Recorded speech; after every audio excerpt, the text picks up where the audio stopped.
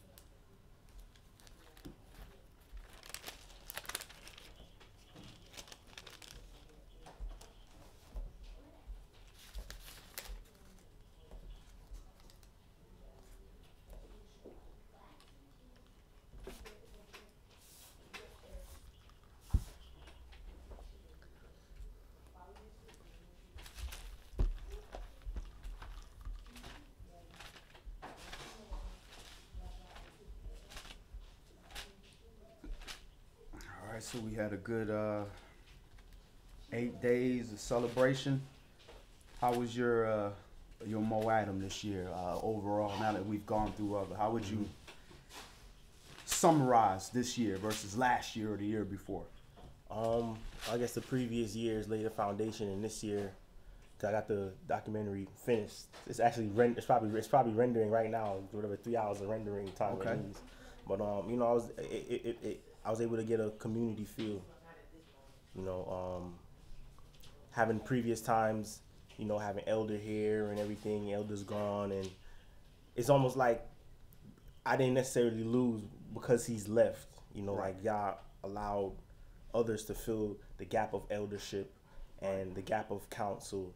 You know, and shout out to Geechee Farmers, and shout out to the folks at Goshen for, you know, being accepting of me, you know, seeing how they do things and whatnot. And so it allowed me to, of course, the scripture tells us, you know, we have to be in the land and, you know, all that type of stuff. But our memorial, you know, allowing it to keep Right. the memorial of other commandment seeking Hebrews was wonderful. Right. All praises. And, you know, the elder being gone, he just means the elders. He moved to a different state. He didn't pass. He ain't pass. I mean, nothing happened from last class to this class. Exactly, You know? exactly. So, but yeah, I understand the same sentiment, and this is why it takes a village to raise, Indeed. you know, a child. We are children in the Mashiach, and you know, whereas you have your own individual, you know, elders or father figures when you were growing up. You know, you also had other individuals that are part of the family that weren't your biological, but still raised you. Well, in this word, it's the same thing. We have our spiritual family, but you know that Yah's spirit is not trademarked to any person. You know, it's throughout, and this is why we have to seek to make those connections. And I will say, man, I really like the way you know led by example to encourage us and motivate our ministry in the whole to start reaching out to other people more than just, posting their information or whatever, but actually, fellowshipping with them, in the meanwhile, still, keeping the priority of home intact, but still going out and seeing some other works from other individuals and highlighting it so that it's really not just about us, it's about the nation. And we're just doing our part, and there's many other servants doing their parts, and we love to commend them and put their works out. We learn from them. I'm sure they've learned from us. And at the end of the day, it's not about learning from a specific individual. It's about the Most High providing the food, and whoever has the food has to share. And you're not always going to have the plate. Sometimes you walk in with the food. Next week, we walk in with the food. The following week, we're eating somewhere else. So all praises to see that happen this year. To see the children of Yasharah fighting less this year. What I noticed this year was less fighting about holy days and about the name of the Most High. That's one thing that I saw a lot of growth in a lot of individuals, including our own assembly, where we not arguing about dates. Every time we talking about dates, it's always in humility and reverence of the Most High. Well, we just want to do what the Most High wants us to do. We just trying to get together. We trying to glorify Him. We know that this is a memorial. We not physically keeping the holy days because we cannot do that without the high priest, without being in the land, without the temple, and without the blood sacrifices. So we know that aspect of it is on pause for the grace period. So we have to show the Most High that those things are important to Him, so it's important to us. So we doing everything we can to try to get up to speed so that when He returns, He's like, all right, well, this needs to go this way, this needs to go that way. You need to go through this gate, you need to go through that gate, and then we're all a cod. So all praises. Shabbat Shalom, Gishi Cole. Shabbat Shalom, Matthew McCoy. Shabbat Shalom, Stephanie Hicks.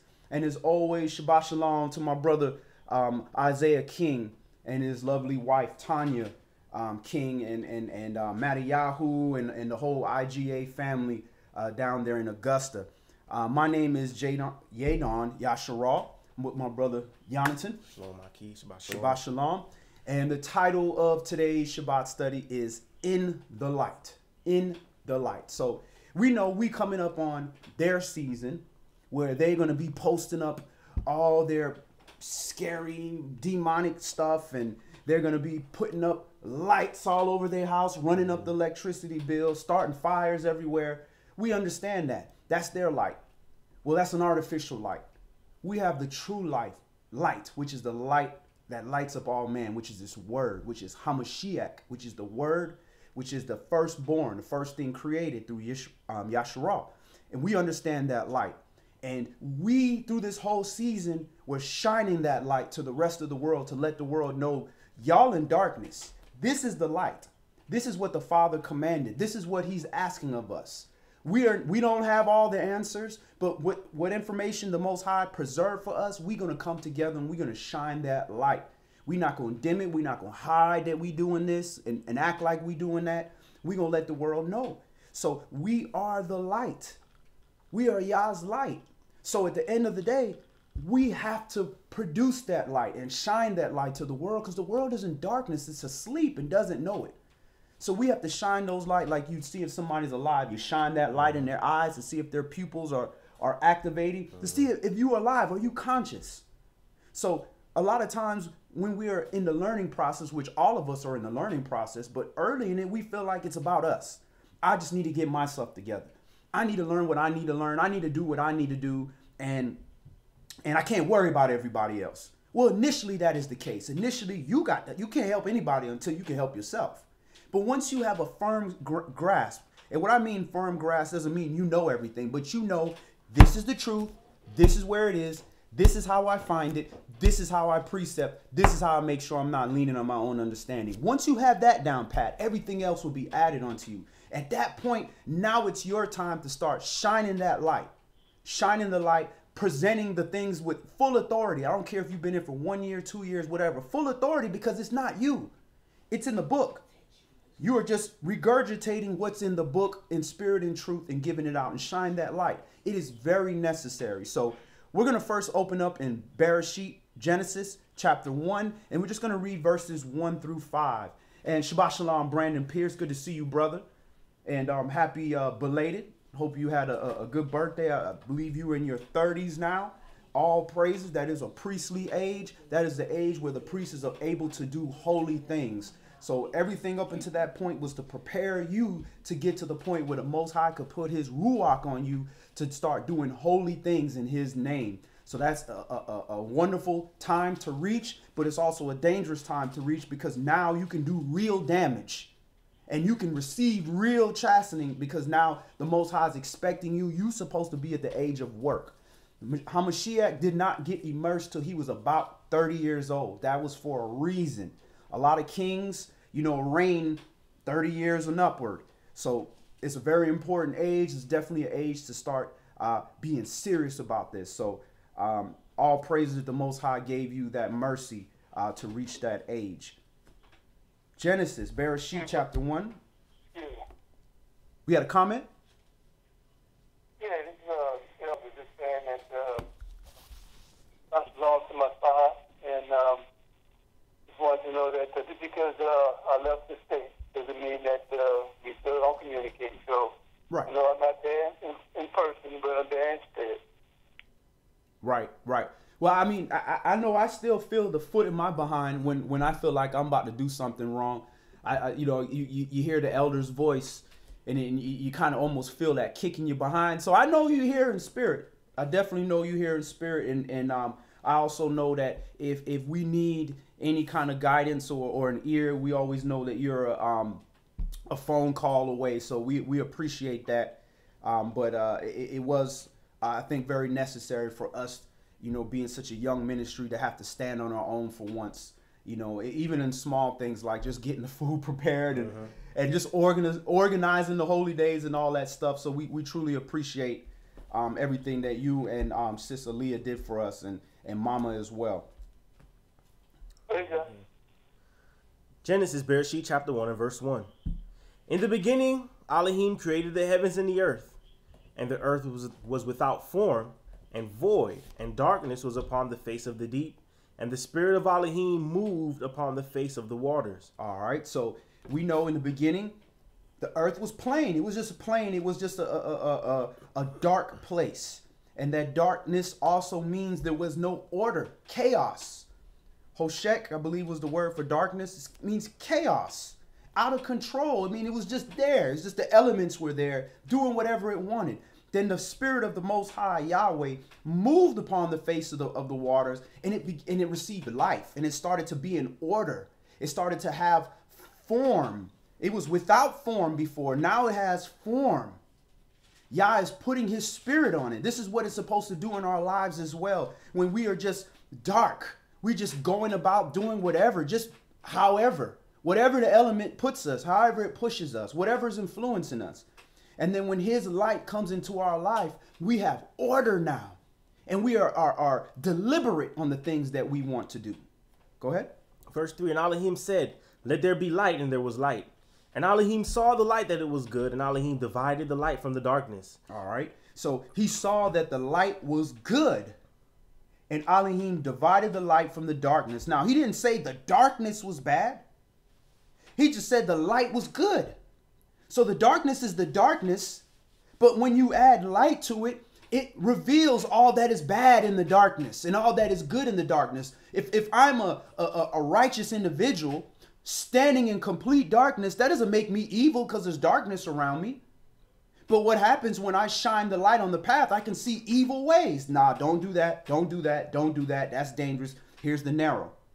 So it's not that darkness is bad.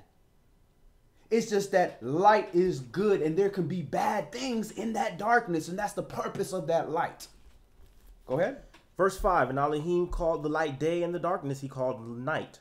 And the evening and the morning were the first day. All right, so this is the first thing that he's creating. He's creating this order. When you are made, you are just made, and then he creates the order and starts putting things in life because you are made for a purpose. The earth without form was made for a purpose. But when Yah puts his spirit on you, it now organizes the purpose to where it needs to be. Everything goes where it needs to go. So this is what the light does. It manifests whether something is of good or something is of bad. When it's in the dark, you don't know. When it's the light, you can see clearly there's a bottomless pit right here, an abyss. That's bad. I don't want to fall in that. You can see that in the light, but when you're in the dark, you can't see that. So that's the purpose of the light, to show you good and evil. But the light itself is good. Let's move on. Let's go to Yohanan, John chapter 1. So notice he divided the light from the night, the light from the dark. That's the first thing he did. Light and darkness cannot dwell together. One is going to push out the other, or the other is going to swallow the other. So you got to decide within you, the light and darkness that's within you, what is going to be the stronger force. At no point in anywhere is darkness more powerful than light. It's the void, it's missing light. So if it's missing something and then something that it has comes into it and changes it, that means that thing is stronger. Yohanan, John, chapter 1, and let's start this at verse 1. In the beginning was the Word, and the Word was with Elohim, and the Word was Elohim. The same was in the beginning with Elohim. All right, so there's different things here now. In Bereshit, you have in the beginning the creation of the heaven and the earth. That's one beginning, Bereshit. Now you have another beginning. In the beginning, period, was the Word, and the Word was with Elohim, and the Word was Elohim. So that's a different beginning. Elohim didn't begin when the earth was created. So that's a different beginning. So we have to understand when you're talking about Genesis, you're talking about Bereshit. This is the beginning of the story of the children of Yasharal. That doesn't mean there wasn't things prior to that. There wasn't other things going on. Matter of fact, we know things are going on because they talk about the what? The what time? The before time. The before time. So we know there's other things going on. And Shabbat Shalom, Herman Longino. Good to see you, family. Shabbat Shalom, Yafi Yehuda. Good to see you as well, fam. Verse 3. All things were made by him, and without him was not anything made that was made. So we know this is before heaven and earth is being created, because all things were made by him, and without him was not anything that was made. Now we know Yahweh wasn't made. He's been forever. He's the source of everything. So we know it's not talking about that. But he's talking about everything else that was made, that was created, that was asad. A-S-A-H, asad, that was made, created. Go ahead. Verse 4, in him was life, and the life was the light of men. All right, so in him was life, and the life was the light of men. This is that light they're talking about that was created in the beginning. Go ahead. And the light shines in the darkness, and the darkness comprehended it not.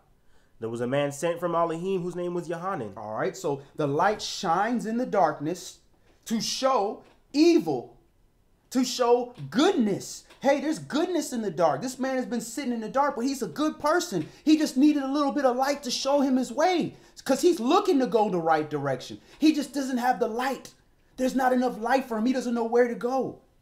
So the good is going to comprehend the light and say, you know what? This is good. You have shown me my ways are wicked.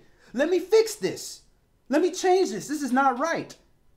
But the darkness is not going to understand it. The darkness is like, you know what? I like this darkness. I like being in the dark because I purposely don't want to see the right things to do. I want to just feel comfortable with what I am. And can't nobody look at what I'm doing because I'm in the dark. So the dark is not going to comprehend this light because it has no intentions of being filled with light, of doing righteousness. So this is how you determine with people where are they at right now. Shine the light on them. Speak that word to them in spirit and truth. In a true intention of righteousness, not to point out your brother's flaws or to hurt him, but out of good righteousness, shine the light. Look, everybody should love light. We as melanin people, we get sick without light, without sunlight. So, hey, here it is. You need this. But if you don't want to, you can go run from it. And then if he's not comprehending that this is light, then you know that person is in darkness. So you know that a person is spiritually blind. So if a blind person trips over something and falls, you're not going to fault that blind person. You're not going to beat that blind person, say you're a wicked person. He's blind. Then you start to seek, how can we restore his sight? Because he's blind. A disagreement, we see things, but we see things differently. That's not a blindness. That's understanding. That's completely different. So people that are in this word, that are reading this word and say, this is the truth, I'm trying to fix myself to that, they're not blind.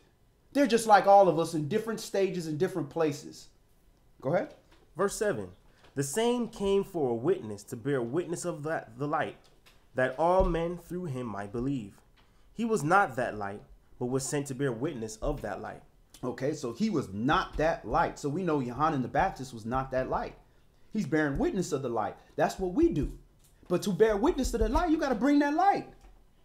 You can't just say, hey, man, I saw a light. It was beautiful. And you need to accept that light within you because it was just amazing. You should see the things they do in my life. Let me see the light. I ain't got it. Hold up, bro. You just told me you had the light and you seen the light and you the witness of the light. You telling me you ain't got no proof? And you telling me I need to get this light? Why you ain't got it? That's what we do when we decide we want to be like the rest of the world. We want to do what they do. We want to keep Christmas. We want to profane Sabbath days. We want to eat unclean foods. We want to do all these things like the rest of the world. But then we want to talk with our mouth about Jesus is the truth. God is love and all this stuff. We want to talk. But then again, where's your light? Go ahead. Verse 9. That was the true light which lights every man that comes into the world. He was in the world, and the world was made by him, and the world knew him not. He came unto his own, and his own received him not. But as many as received him, to them gave he power to become the sons of Elohim, even to them that believe on his name. Even to them that believe on his character, his appellation, his power. He gave power to become sons of Elohim. No man can give that to you. He's giving you the power by saying, I am the light. Here's the light. Take this light and you can be a son of Elohim because the sons of Elohim are filled with light. So he's given that power. Now, this is not the will of man or the will of flesh because we can't choose and decide who's going to receive that light. But we have to treat everybody that wants to receive that light, which is this word, to use it to guide them on the path as brothers and sisters, regardless of nationality. Because at the end of the day, if they are receiving that light, that's not the will of man. That's the will of Yah. And you want to argue with the Most High about what vessel he chooses? Good luck with that. Go ahead. Verse 12, 13. Which were born not of blood, nor of the will of flesh, nor of the will of man, but of Yahweh. And the word was made flesh and dwelt among us. And we beheld his glory, the glory as of the only begotten of the Father, full of grace and truth. Yohanan bare witness of him, and cried, saying, This was he of whom I spoke. He that comes after me is preferred before me, for he was before me. And of his fullness have we all received, and grace for grace. For the law was given by Moshe, but grace and truth came by Yahshua Mashiach. Because that grace and truth is this word. That word was created way before Moshe. Moshe just dispensated to us in the law. But before that, how did we know to raise up seed before that? How did Abraham keep first fruits if the law wasn't dispensated by Yahweh? Grace and truth was already here. They were just being led of a different way. They were closer to the Most High. So the Most High could do that stuff we like to claim all the time. Like, I don't need nobody teaching me this, that. The Most High is guiding me. Well, when you close enough to the Most High and you're allowing that vessel to be used, then you can be guided in that way. But we ain't at that level. That's why Moshe had to come and provide this to us, because too many evil seeds were planted us in the nighttime. So this grace and truth that's prior to Moshe. Again, how did Noah find grace? Keeping the commandments. By being obedient to the Most High. He didn't have 613 commandments, but the Most High said, get to work. And he got to work. And he was a husbandman. And the truth has been here since the beginning. That's the word. That's the light of man. So now this manifestation of this light when it's in man, that's the word in flesh. That's Yahshua HaMashiach. That is the prototype. That's what we are trying to become. A light inside of a fleshly uniform. All right. We can stop right there. All right. So let's move on. Let's go to Yohanan chapter 11. Go down a few more chapters.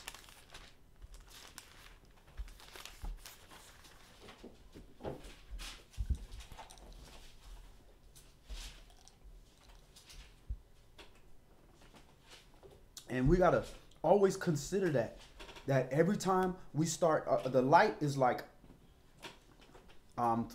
Sister Tafara just used, like a lighthouse. It's dangerous waters and there's dangerous rocks. And there's this big lighthouse. And ships, the bigger the ship, the farther they need to see from a distance. So imagine that big ship, which is further from a distance as your ego. Somebody that's worldly and carnal and full of ego, they need warning way in advance. Because their ship is huge. It's going to come up on them rocks.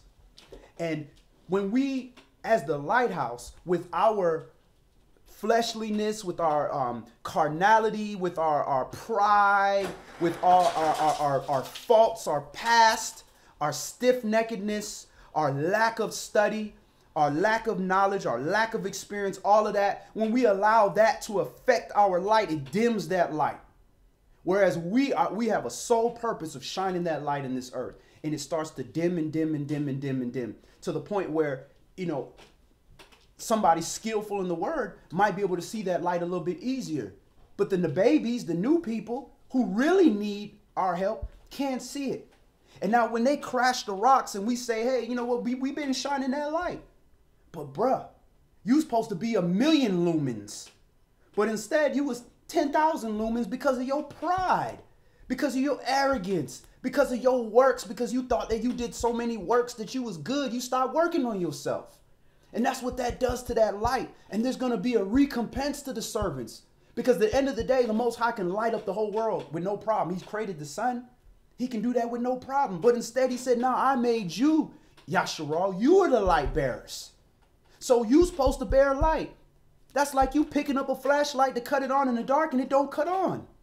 You wasted its purpose. If I can't fix it, I'm throwing it away. Go ahead, brother. Yohanan chapter 11 and verse 1. Now a certain man was sick named Lazarus of Bethany, the town of Mary and her sister Martha. It was that Mary which anointed the master with ointment and wiped his feet with her hair, whose brother Lazarus was sick. Therefore his sister sent unto him, saying, Master, behold, he whom you love is sick. When Yahshua heard that, he said, This sickness is not unto death, but for the glory of Yahweh, that the Son of Yahweh might be glorified thereby. All right, so sickness sometimes isn't always because somebody committed some kind of transgression or somebody did some wickedness. What about those kids that was born with some kind of ill sickness? Sometimes it's for the glory of the Most High. And the glory of the Most High don't always mean somebody live.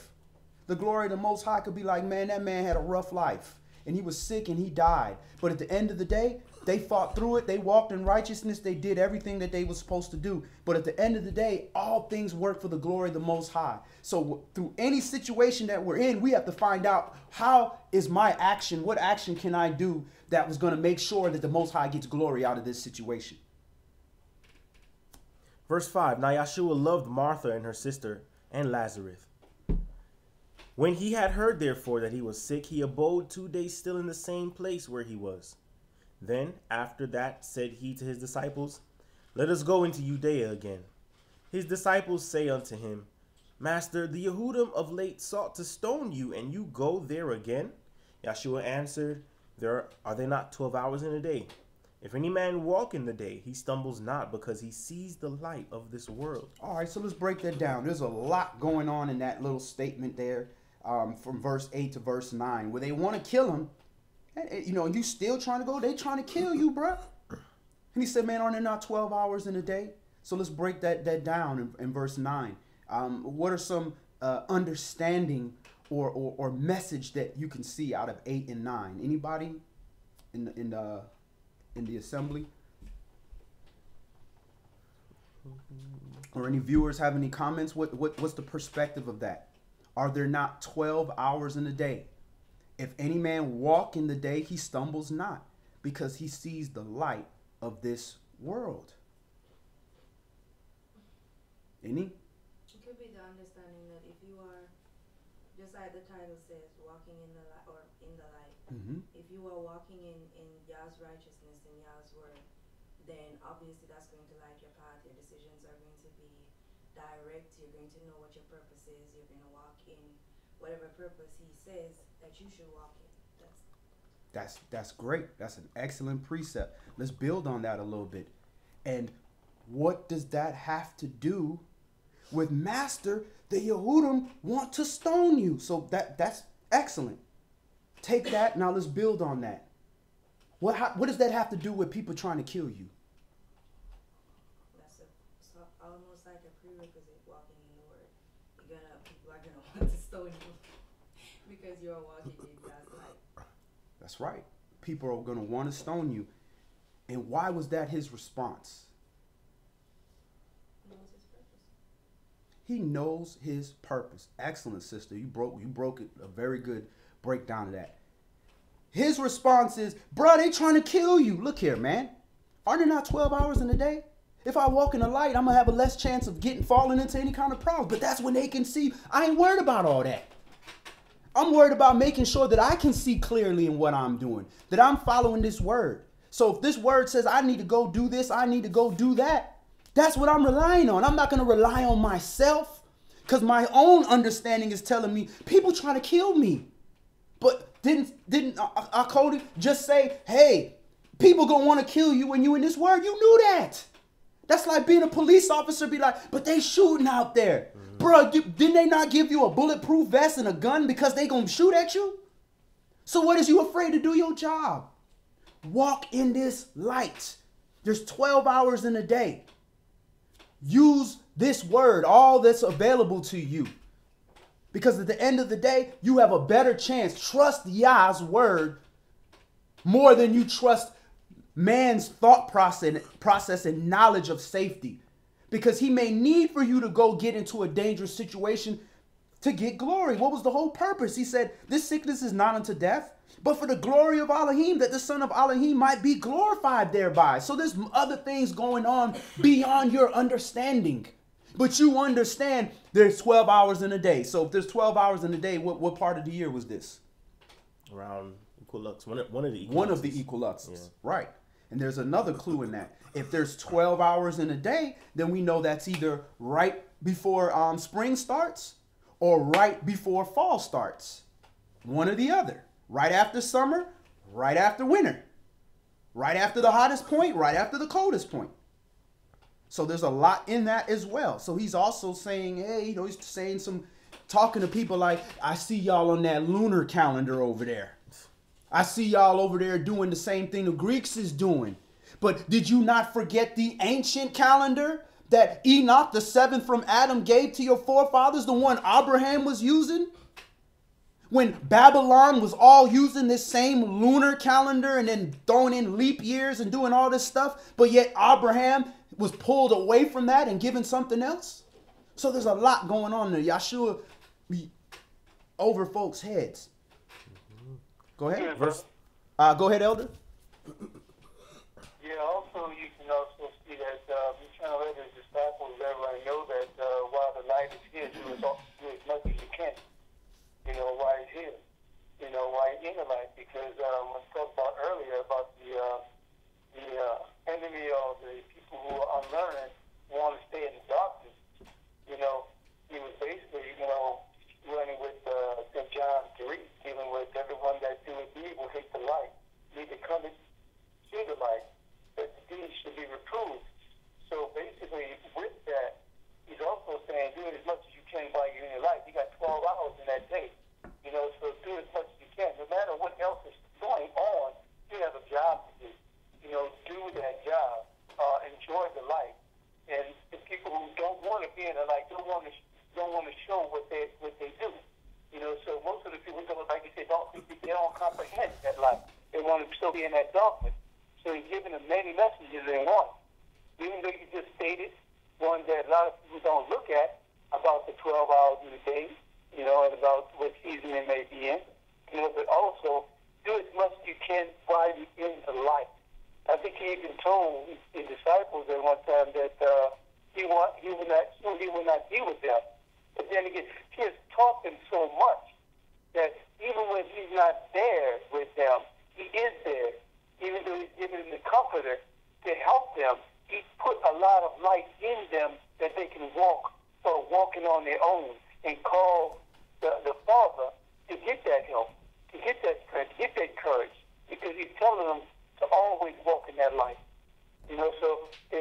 lot of different messages, in that one statement.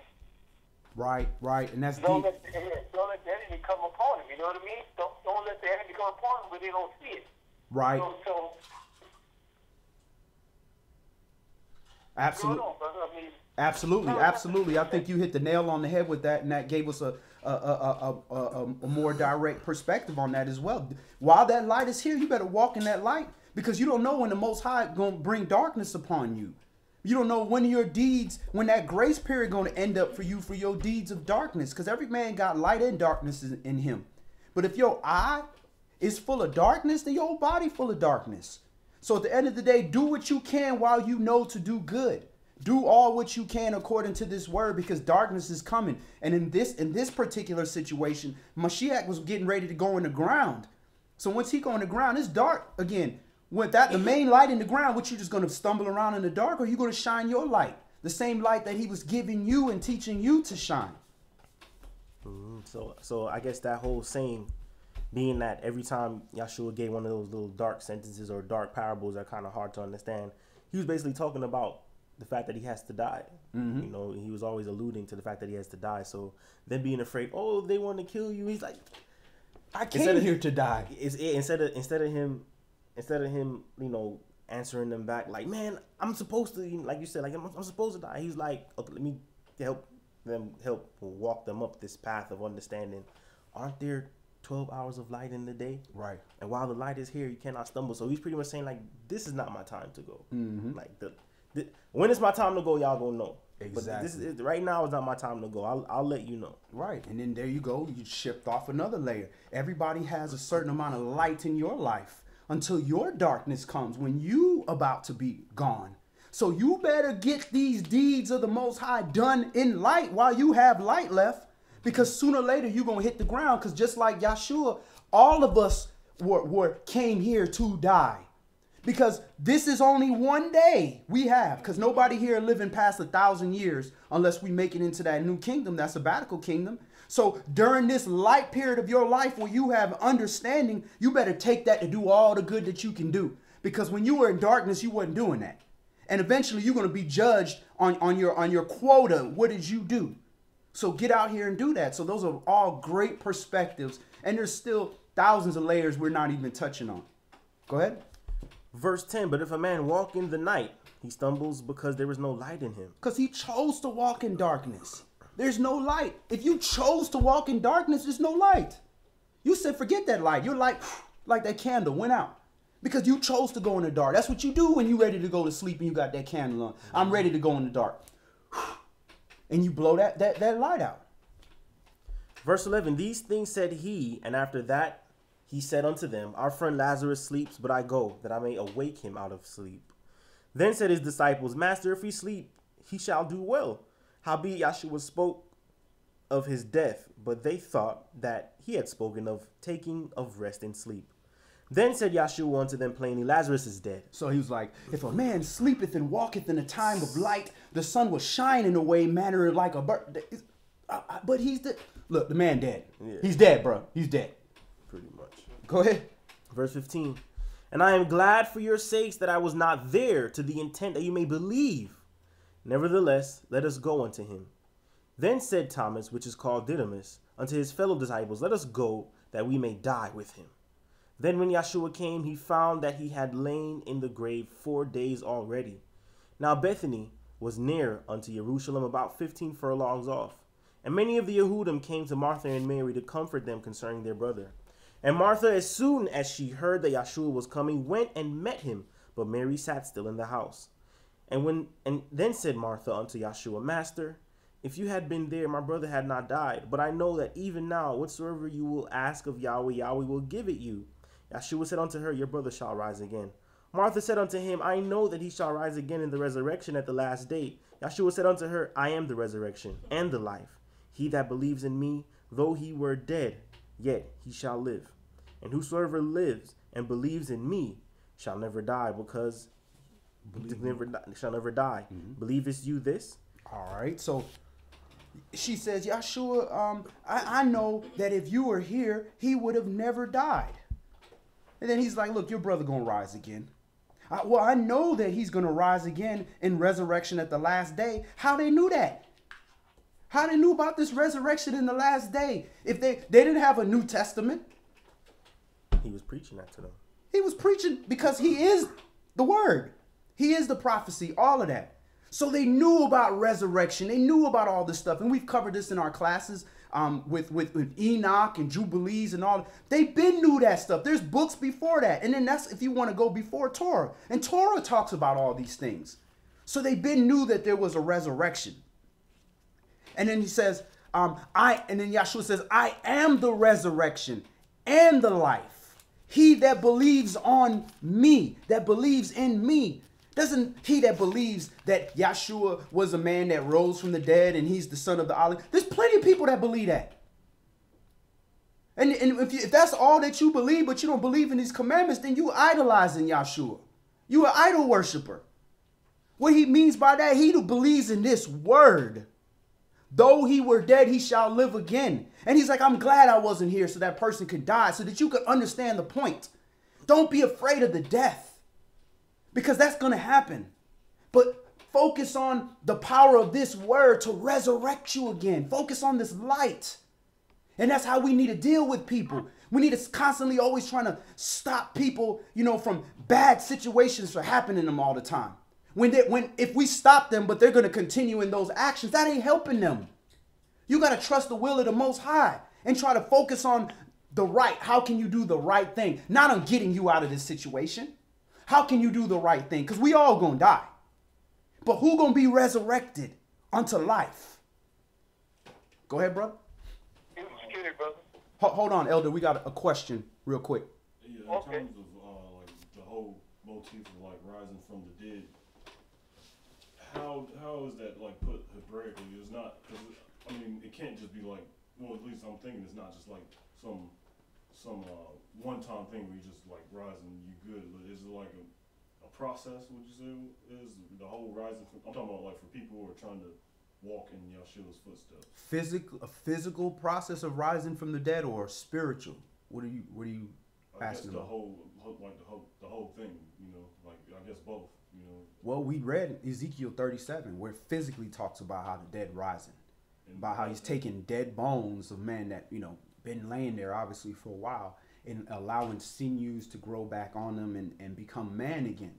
So you have that physical aspect. Then you have, in the New Testament, talks a lot about the twinkling of an eye and the changing of our bodies and this, that, and the other. And then Yahshua is giving a shadow of things to come by raising people from the dead who haven't corrupted yet.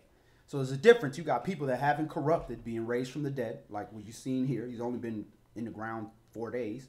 Then you have other ones that you've been in the ground so long, your flesh has gone away and it's nothing but bones.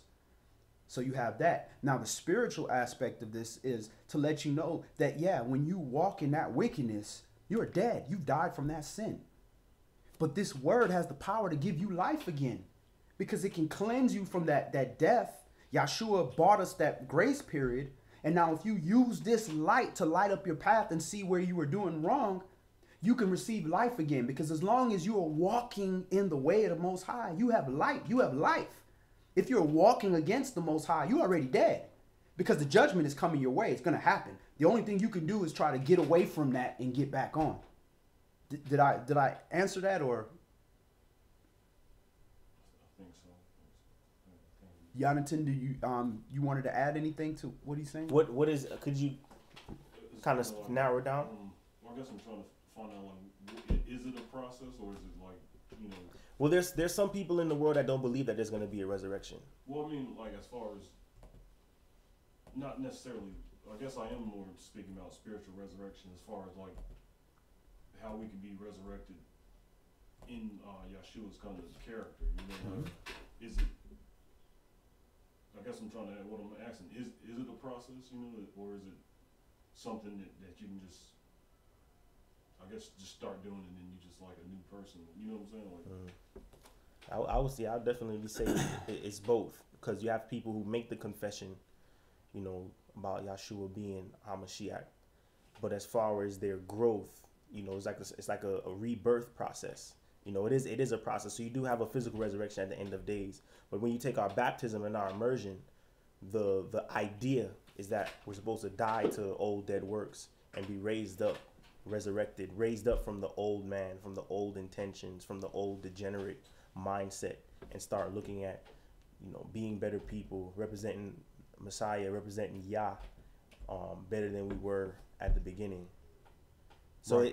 And it's not, it's just a sudden process. It's not just something that just happens overnight, unless the sky, you know, cracked and it was seen from east to west and things of that nature. But it is definitely a process of rebirth. You know, there's just like we read in Ezekiel 37, there was a process of the sinews coming, the bones began to shake, but it didn't just happen suddenly. It is a something that takes place over time. Right. Elder, we got one more comment, then we're coming to you. Go ahead, sis. No, I was just agreeing, just saying Oh. it's a lifelong process. Right. And, you know, I guess for us, since we know that we don't know the time is going to come in our lives, and are we going to be at that place of perfection that we think in our minds? And that's something that we just going to have to endure. Because none of us say we can measure perfection and say that we've arrived. So just let that be something you strive for. And then, you know, I do understand what you're saying in terms of a physical resurrection. What does that really mean? I mean, for some people that are scientific and want to get facts about everything to make it make sense for them, yeah, the idea of, you know, bones being, you know, I guess you want to understand more for that, because then I did ask you before, well, what about people who've been cremated? You know, Right. What does that mean for them? So yeah, that's something that I would like to learn more about to understand better for me too. Right. And well, for one, you know, we don't cremate. We don't do that. We bury our dead. That's a heathen practice. But, you know, to say that because somebody was cremated, like the Most High can't bring them back for whatever reason, that's foolishness to me, because at the end of the day, we came from the dust of the ground. So if we came from the dust of the ground, why can't he take the dust of somebody's bones and put them back together? If that's his choice, if that's what he wants to do, I'm not going to go into a position of trying to eliminate people, because the Most High has mercy on whom he will and won't have mercy on whom he won't. And again, to tie all of that, what we just said, back into the title of this class is the light. When you are in darkness, you are in a position where you can't see, so it's just a matter of time before you fall into to your grave. So when you're being resurrected, you are taking that light in your life, which is this word, and lighting up your steps, so you can make a determination of, am I stepping in the right direction? Am I on the narrow or am I off? And that is the resurrection process within us, because we were spiritually dead. And all of that is to prepare you. Again, this is all practice. This is like scrimmage and practice and spring season and all that. So when the big game is on, we know we got our lightsabers like Star Wars, so we can fight off the adversary, which is ourself, to take us into that back into that death. All right, Elder. You still have your comment ready? Yeah, it was just to add what the student was talking about. The Martha we said he loved that. He asked, you know, she was talking about something about a brother, you know, and then he mentioned who he was, that he was the resurrection of life. But after he gave his blanket statement, and this is to all who do believe, not just to her, he made it even more personal. He asked her, believest thou this? So he is giving her the chance to make a choice. Your heart, you know, need comfort. You also need the truth. I tell you the truth. I tell you who I am. I tell you what will happen in the future. Do you believe this? And she told him that she believes this. And this is the thing that we all have to look at. We can either minister to, we can read, but do you believe? Because if you don't believe, you're not going to gain any faith. You're not going to learn. You're not going to have a small, how you say that faith is small as a grain of mustard seed that can move mountains. You're never going to prosper. Our soul will never prosper if we don't believe the message, if we don't search the message, if we don't let the message, they said we eat the scroll back in the day, you know, taste like honey, but it's bitter to the stomach, because even though it tastes good and it makes you up that day, it becomes bitter because sorrow, knowledge brings sorrow. And you have to understand that these things will happen. Jessica's brother was painful to her. Even though she believes, and she says the resurrection, it was painful to her because she lost a part of herself. She lost something that she lost. You know, but the faith gives her strength to know she will see her brother again if he believes the way the Messiah says, and if we believe what Messiah said, we will see our loved ones again in that 8th day. So, you know, this gives a deep meaning that we all have to understand. The spiritual portion is very personal. So if we believe or we don't believe, you know, it's coupled, you know, dealing with the darkness. We all have, like you said, brother, earlier, we all have that darkness in us. And Yahweh said he dwells in that deep darkness. So illuminate the light inside of you. We have to make a choice. Are we going to follow that light? Or are we going to stay in the darkness? Right. We're either afraid of it or we don't want it. One or the other.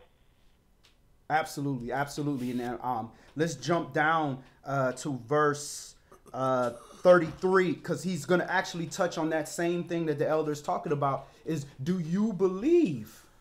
Do you believe? Go ahead. When Yeshua therefore saw her weeping, and the Yehudim also weeping, which came with her, he groaned in the spirit and was troubled, and said, Where have you laid him? They said unto him, Master, come and see. Yeshua wept. Then said the Yehudim, Behold how he loved him. And some of them said, Could not this man which opened the eyes of the blind have caused that even this man should not have died? Yeshua therefore, groaning again in himself, comes to the grave.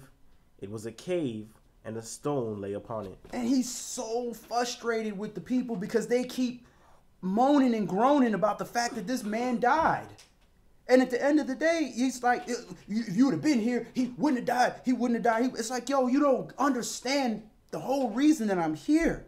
It's not to say, you know, people not going to die. It's that if you believe in me, you believe in this word, you can have life from death.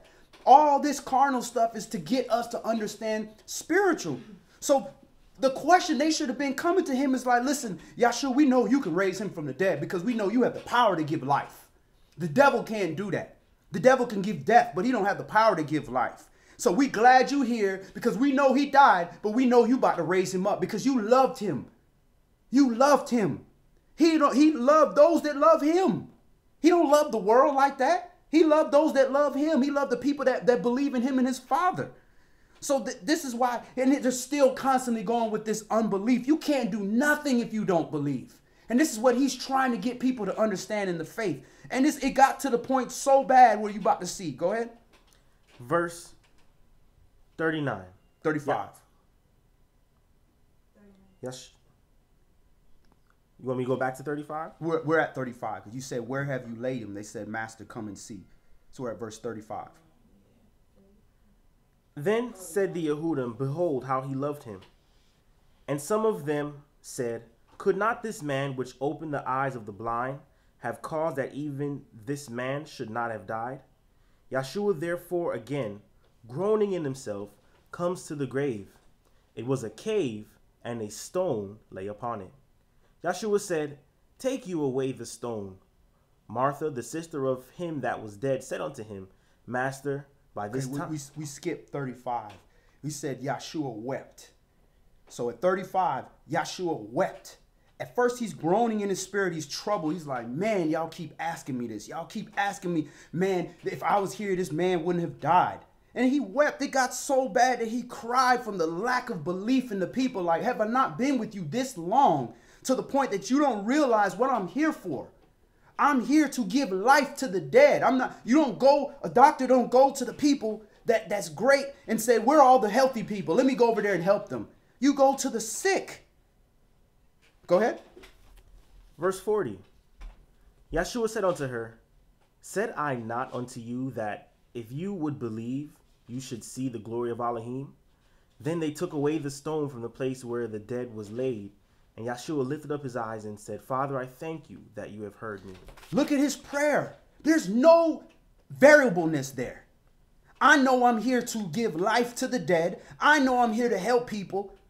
I'm about to do this works in your name because I'm doing this works according to your will, not according to my own, not because, you know, it's cool. No, I know that this is going to give you glory. This is a work that's going to give you glory. And this is a man who is in righteousness that I'm about to help. So I know this is going to give you glory. This is going to make more believers. Father, I thank you that you have heard me. Don't ask for nothing if you don't believe, because you're not going to get it. So he's giving you the example of how we should pray. Father, I thank you that you have heard me.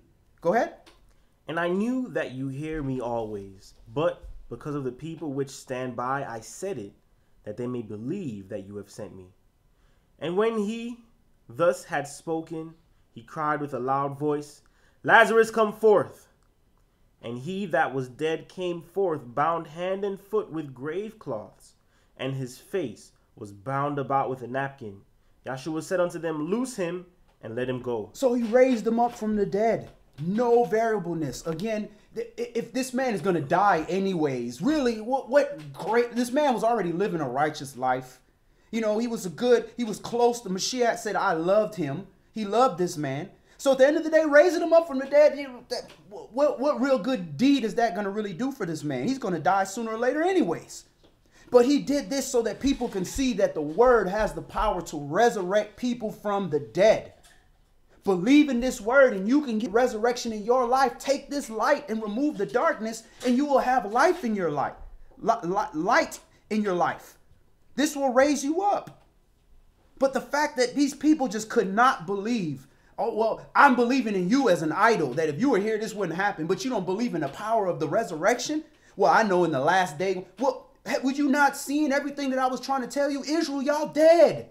Y'all dead. You don't have no temple. You have no high priest. You have nothing done properly in order. Y'all are walking dead.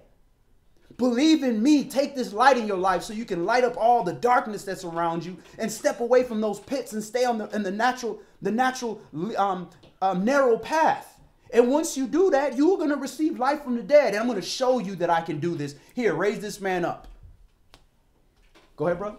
In regards to like resurrection and living forever, I think one of the contentions that some people might have, and I know I've had it before as well, is well, why would I even want that in the first place? Like, why would I want to live forever, given how life has been? You know what I'm saying? Mm-hmm. I think I know the answer to this, but I'm curious. I just want to kind of confirm what you guys think about. Like, how would you answer something like that, or how would you? Right. Well, my opinion, I would not want to live forever in a world without the Most High. World full of wickedness, the world where the Most High is standing back and letting, you know what I'm saying, the wicked do their thing. You know what I'm saying? That's for a short period of time. He said he's shortening these days for man's benefit. So I wouldn't want to live like that forever, you know, like in the movies where you get up and you're going to live in this wicked earth with the adversary, you know, controlling the minds of a lot of people. No. But would I want to live forever in a place where the Most High is dwelling with us and all those that love him is dwelling? Yes, because I've never lived in that place before. But I know just in being in his tabernacle, just being with his assembly and his people, I know that feeling is a great feeling. It's got its ups and downs, but it's a great feeling. So I can imagine being with him full time after he's cleansed me up and I'm not hating my own flesh spotted garment. I'm not hating that because now I have his righteousness to guide me and keep me in the way. And I have all his people that love him there. So that's why I would want to live forever in that state. But to live forever like I am now, constantly fighting against sin and struggling to try to walk on a narrow path, I don't want to live like that forever. Give me that new body that don't have that sin in it without the adversary, the devil. Is that answer? Is that what you were looking for? Or? Yeah, I was just curious how you would respond to that. I think that's similar to what I was thinking. I don't want to wake up and live the same way, you know, that I struggle. I don't want to live like that forever. No, I want we enduring so we can get out of that. We enduring this. We enduring this flesh, so we can get out of that and get to the full spirit and have those new bodies and have a chance of being perfect in perfection when they wipe off all those flaws in us, all those tears that the adversary planted in when we were in the dark in us. Because y'all planted a good seed. And when the dark came, an enemy came and started planting all these tears. That's all that whack doctrine and evil ways and selfishness and fleshly desires that are in us. The adversary came and planted these things to be a root of bitterness in our lives. And this is what we're constantly doing, trying to root this up. How this got here? I didn't put that there. I didn't put this jealousy and this enviousness in my heart. I didn't say, hey, you know what? Enviousness. Let me grab covetous here. Put that in my pocket. We didn't do that. This was planted in us. So we're uprooting these things now. Yohanan chapter 11 and verse 45. Actually, that's all we wanted to read Okay. there. Let's move on. Let's go to 1 John chapter 1. 1 Yohanan chapter 1. Like the third to last book in the New Testament. And that's absolutely right. Roland, everybody's going to live forever. If you call Lake of Fire living. But either way, your spirit is going to be continuing. Your consciousness is going to continue forever. It's just some are going to do that in a place with weeping and gnashing of teeth, and other people in the joy and love of the Most High. So you show the Most High through your actions where you want to be. You don't tell him where you're going to be because that's his decision. But you can show him in your actions, this is where I want to be. Just like your significant other. When you want to be with that significant other, you show them that you want to be with them through the actions by loving them in the best way that you can.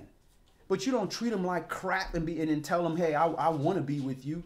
But all your actions are showing me you don't want to be with me. You don't spend no time with me. You don't cover me. You don't teach me nothing. You put everything else before me. You steal from me. You are violent towards me. But then I'm supposed to believe your mouth because you tell me you want to be with me? Nobody in this room would accept that. But we expect the Most High to do that, and we think that's perfection. That's not perfection. 1 Yohanan chapter 1 and verse 1. That which was from the beginning, which we have heard, which we have seen with our eyes, which we have looked upon, and our hands have handled of the word of life. For the life was manifested, and we have seen it, and bear witness, and show unto you that eternal life, which was with the Father, and was manifested unto us. And he's showing us that eternal life by showing us righteousness. When we walk in righteousness, that is going to be the rule book and code of righteousness forever. That is going to be the way to live life. And there is going to be no other way to live life. So when we are shown that, we have now been shown this resurrection. We've been shown this eternal life, because that's how it's going to be. The difference is we won't have to fight so hard to be that way, because the adversary will be removed out the way. And if the adversary is removed out the way, that means the adversary that's in us is also out of the way. Go ahead. That which we have seen and heard declare we unto you, that you also may have fellowship with us. And truly our fellowship is with the Father and with his Son, Yahshua Mashiach. And these things we write unto you, that your joy may be full. This then is the message which we have heard of him, and declare unto you, that Elohim is light. Elohim is light. Take light and make that a synonym for the word, and make that a synonym for life. Elohim is life. Without him, you have no life. You just a breathing being that's going to pass away. Go ahead. Elohim is light, and in him is no darkness at all. If we say that we have fellowship with him and walk in darkness, we lie and do not the truth. Now, walk in darkness means not that you don't go amongst the dark, because the dark need light. No, that means you go into the dark and cut off your light. And it's just a matter of time. You go in the dark and cut off your light. It's just a matter of time for you fall in the same hole as the blind person falls in. Verse 7. But if we walk in the light as he is in the light, we have fellowship one with another, and the blood of Yahshua Mashiach, his Son, cleanses us from all sin. If we say that we have no sin, we deceive ourselves, and the truth is not in us. If we confess our sins, he is faithful and just to forgive us our sins and to cleanse us from all unrighteousness. We're cleaning the house up. Just say for unleavened bread. And we're trying to get the stuff on the top shelves. And you see Isha, she's in here cleaning, she's trying to get stuff. And she's like, look up here at this top shelf. There's a bunch of leaven up here at the top. I can't reach it though. What you think that covering finna do? I got you, baby. Here it is. Pull it down. So at the end of the day, we have to confess our sins and confess the things that are wrong with us so that we can have help reaching those things we can't reach. But if you act like, I know it's up there, but I can't reach it, so I'm just going to leave it alone. Then who going to fix that? How your covering going to come up there and say, and you try to get up on your little 2-foot ladder to reach, you still can't reach it. But he can get on the ladder. He can reach it. That's the whole purpose for us to confess to one another. Because we may not be in a position to fix everything. But then it could be a small little prayer from one of your brothers or sisters that help you get released from that thing that you need. But you got to be humble to do that. Because if we so busy trying to paint this image to the world that we perfection, then we're not going to confess nothing to nobody. Because we want the world to believe we're what we're not. But if we confess to one another, then everybody sees everybody for exactly what they are. Human beings that sin. And now you can have help with one another. And you can keep yourself honest, and you don't have to have your nose up in the air and your chest puffed up, because you got a true vision of yourself. And ain't nobody else going to make you feel like you are this perfection that you're not. Go ahead. Verse 10. If we say that we have not sinned, we make him a liar, and his word is not in us. He kept repeating that. If we say that we have not sinned, because this same situation back then is the same situation now. We get a little bit of momentum going in the right direction, and we feel that we done crossed the finish line. And sometimes the Most High, that will bring problems in our lives sometimes, because the Most High got to remind us, you ain't at that finish line yet. Doesn't mean you're doing a bad job, but just remember that, you think the finish line here, but man, that's lap 1. Let's go to Tehillim, Psalms chapter 97.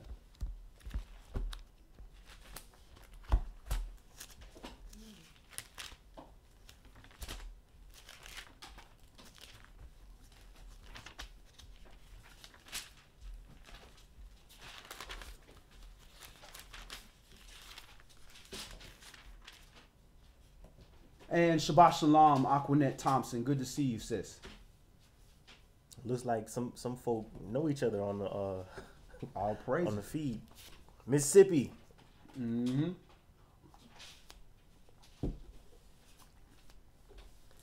Psalms chapter 97. Tehillim chapter 97 and verse 1.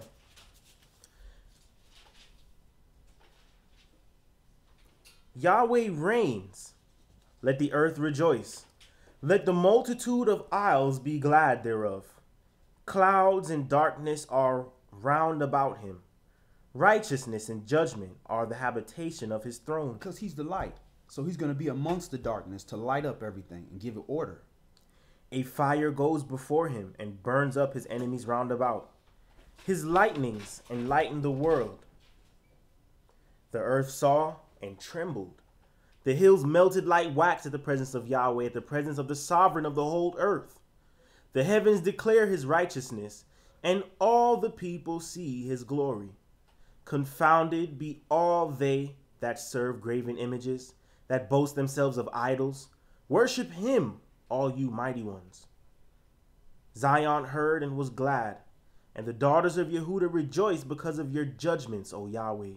For you, Yahweh, are high above all the earth. You are exalted far above all gods. You that love Yahweh hate evil and preserve the souls of his saints. He delivers them out of the hand of the wicked.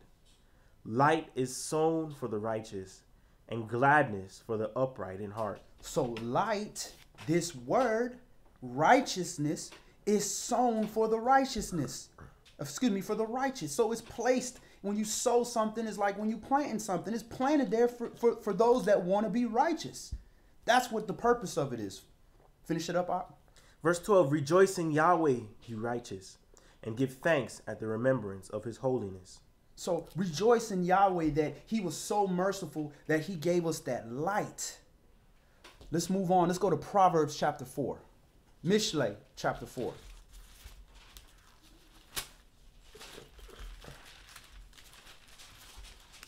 So if this light is sown for the righteous and that light is in you, that means you need to be amongst your people shining that light so that the righteous can see that light and say, oh, thank you. Now I see the error in my way. Let me make this adjustment. Or thank you for the second witness to my way. I'm walking in the right path. Proverbs, Mishlei, chapter 4. And Shalom, Arthurine Campbell. Good to see you again, sis. Hear, you children, the instruction of a father, and attend to know understanding. For I give you good doctrine, forsake you not my law. For I was my father's son, tender and only beloved in the sight of my mother. He taught me also and said unto me, let your heart retain my words. Keep my commandments and live. Get wisdom, get understanding, forget it not, neither decline from the words of my mouth. Forsake her not, and she shall preserve you. Love her, and she shall keep you. Wisdom is the principal thing. Therefore get wisdom, and with all your getting, get understanding. Exalt her, and she shall promote you. She shall bring you to honor when you do embrace her. She shall give to your head an ornament of grace, a crown of glory shall she deliver to you. Hear, O my son, and receive my sayings, and the years of your life shall be many.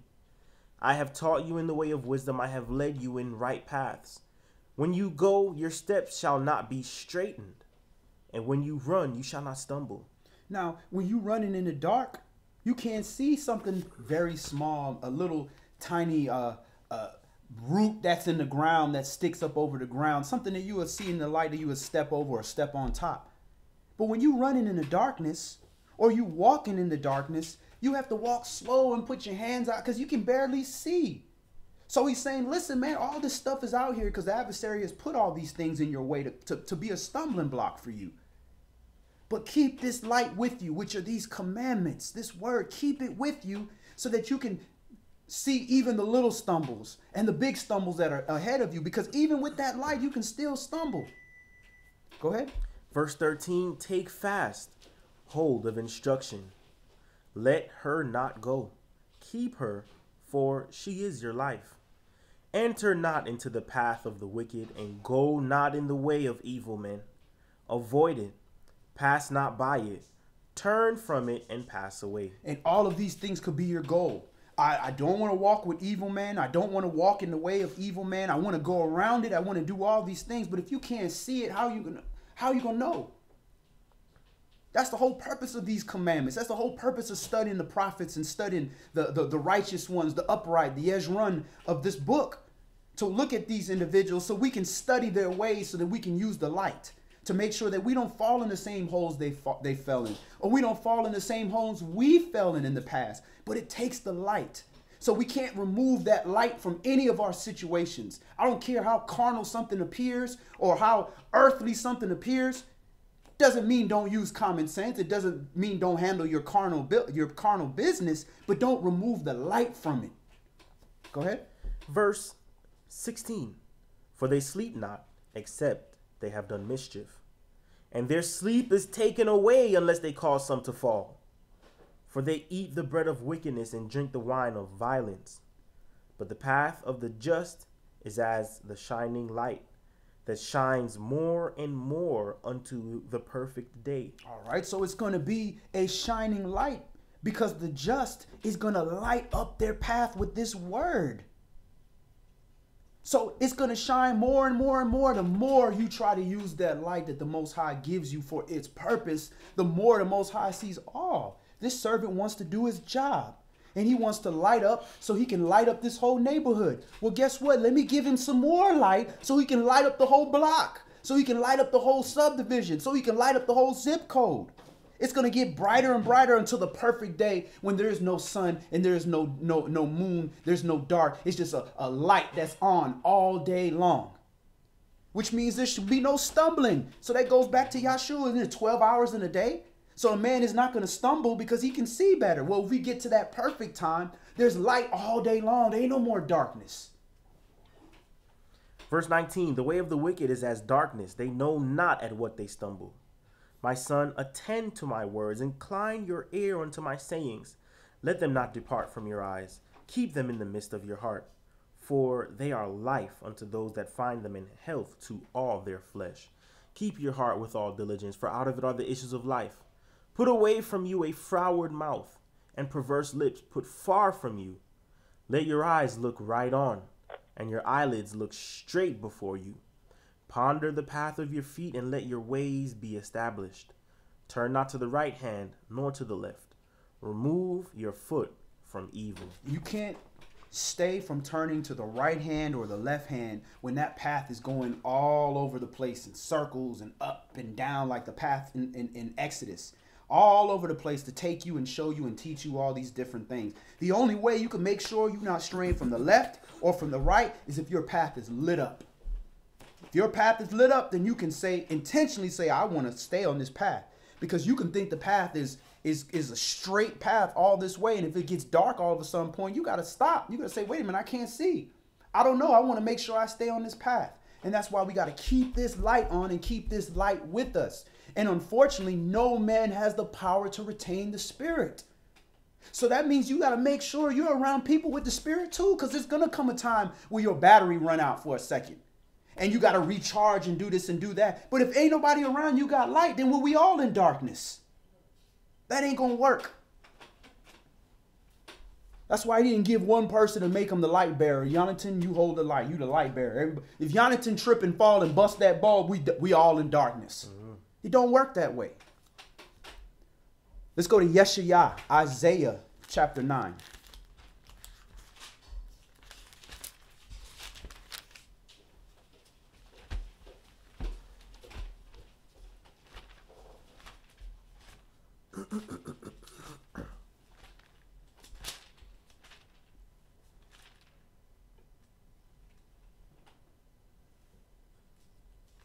And, you know, we at the point now where we are so far behind that this light that we shining, it got to be for us.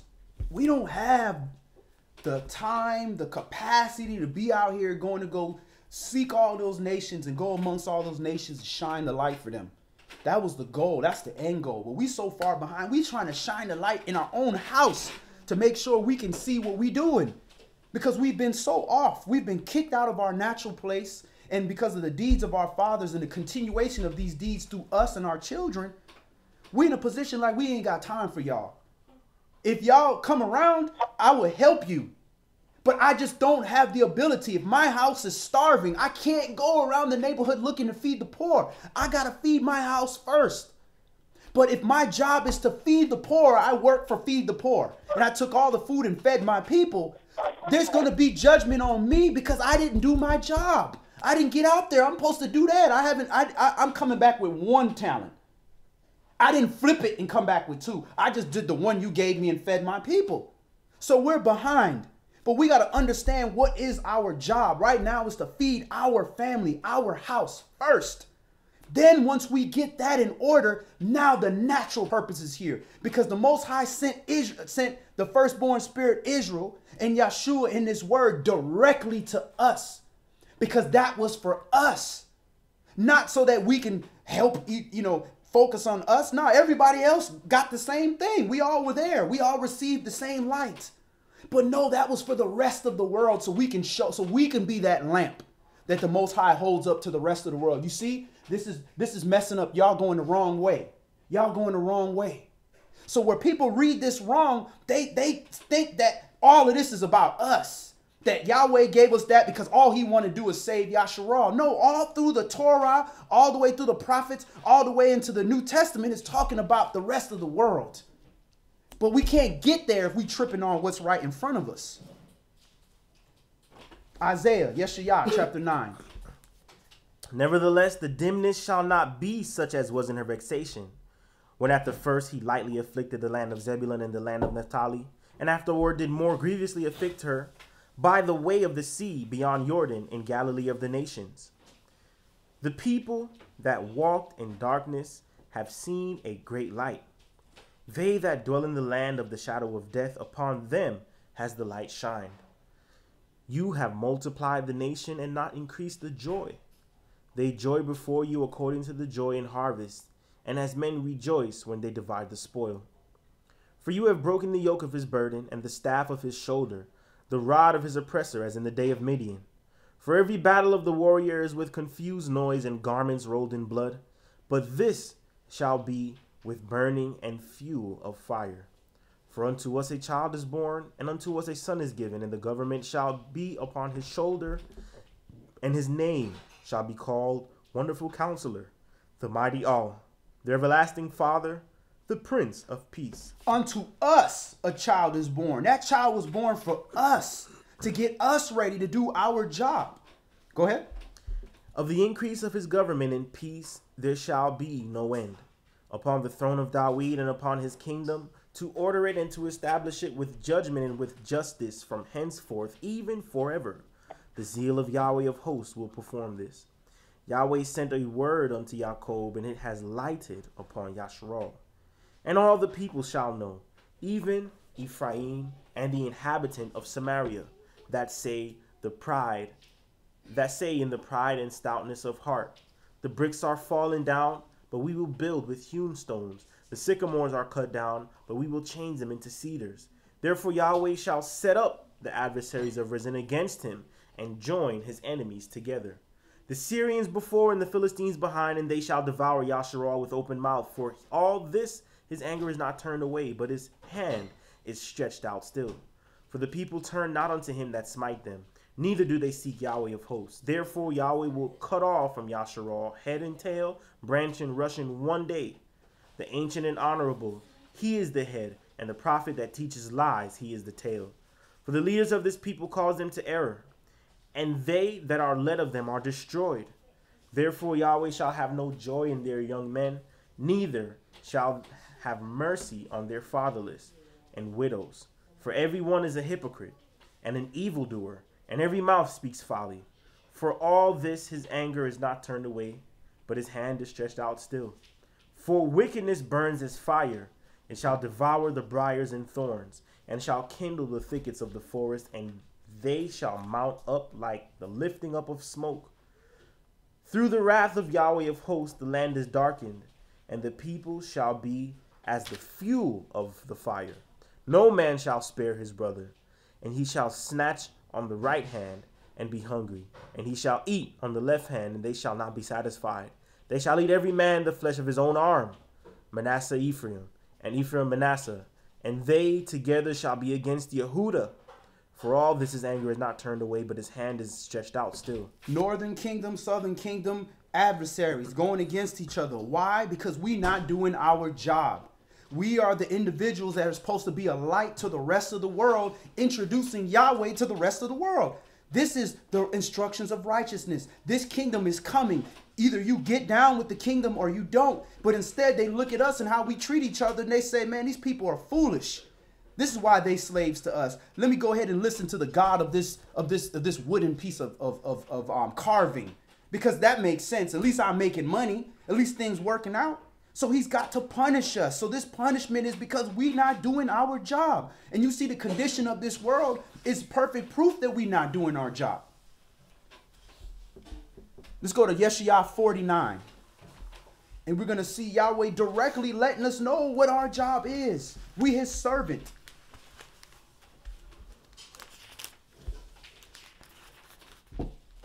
The Most High didn't create all these other nations, by the way, which we have a little bit of it in us some kind of way, where we constantly were dealing with the other nations and having children with the other nations. Even though your father determines what you are, you still have some of that. Your father was a Syrian, your mother was a Hittite. You still have some of that land in you besides what you have from your father. So he created all these things for a reason, and he even went as far to putting some of them same nations in the bloodline of King David and the Mashiach. So they're his children as well. All those other nations belong to him as well, but we are his firstborn. That firstborn has that responsibility to carry that light, to light up the path for the little brothers and little sisters. He loves them too. I don't love my second, third, and fourth born less because they're not the firstborn. Nah, I love that firstborn. They have a higher responsibility. But I teach them so that she can make sure the rest of her sisters can see the way. And when she's not doing right, I'm coming hard on her because you know better. You know better because you've been taught longer. You've been doing this longer. I give you more attention. But I'm not going to kill her off. Then she die and say, here, second born, step up. That's foolishness. This is still my children. But that's not for her to boast herself against her little brothers and sisters to come around and say, well, y'all ain't crap because I'm the firstborn. That's not that. If I see that, I'm going to deal with her. It's the same thing the Most High is telling us. Yeshayah chapter 49 and verse 1. Listen, O isles, unto me, and hearken, you people from far. Yahweh has called me from the womb, from the bowels of my mother has he made mention of my name. And he has made my mouth like a sharp sword in the shadow of his hand. Has he hid me, and made me a polished shaft in the quiver has he hid me. And said unto me, you are my servant, O Yasharal, in whom I will be glorified. You are my servant. He didn't say you are my servant, O Levi. You are my servant, O Judah. You are my servant, O Ephraim. No, O Yasharal. So if all of Yasharal is servants, we serve the Most High for what purpose? So the whole world can come in subjection to the only true living Elohim. We are doing a disservice, and Yahweh is not getting his full glory because they can't see the Father. They can't see the Father because they can't see us. They can't see us because they see the same deeds that they're doing. So all they see is a slave. All they see is a brother that got some good music. A brother that can run real fast and jump real high. A brother that just ran out the back of my house with my TV. That's all they seeing. They cutting on the TV. All they seeing is wickedness. Verse 4. Yes. Then I said, I have labored in vain. I have spent my strength for naught and in vain. Yet surely my judgment is with Yahweh, and my work with my Elohim. And now, says Yahweh, that formed me from the womb to be his servant, to bring Jacob again to him. Though Yasharal be not gathered, yet shall I be glorious in the eyes of Yahweh, and my Elohim shall be my strength. And now, says Yahweh, that formed me from the womb to be his servant, to bring Jacob again to him. So we do have the responsibility to bring Jacob back into Yasharal. Because Jacob is who you were before. This is why we use that term Jake. Oh man, there go Jake. Jake is the same person in the flesh, but a different person in the spirit. So we have to bring that spirit back to people. We go and become Jake again when we decide we're going to live in the way of the flesh instead of the way of the spirit. And we all do it. All of us fall into that. That's what we are enduring through. But we have to help each other remind, hey, look, you're not Jake. Remember, you Israel. And we have to remind each other and help each other with that. Because you don't just cross over and all of a sudden you didn't make it. If that was the case, you were made perfect. And you good.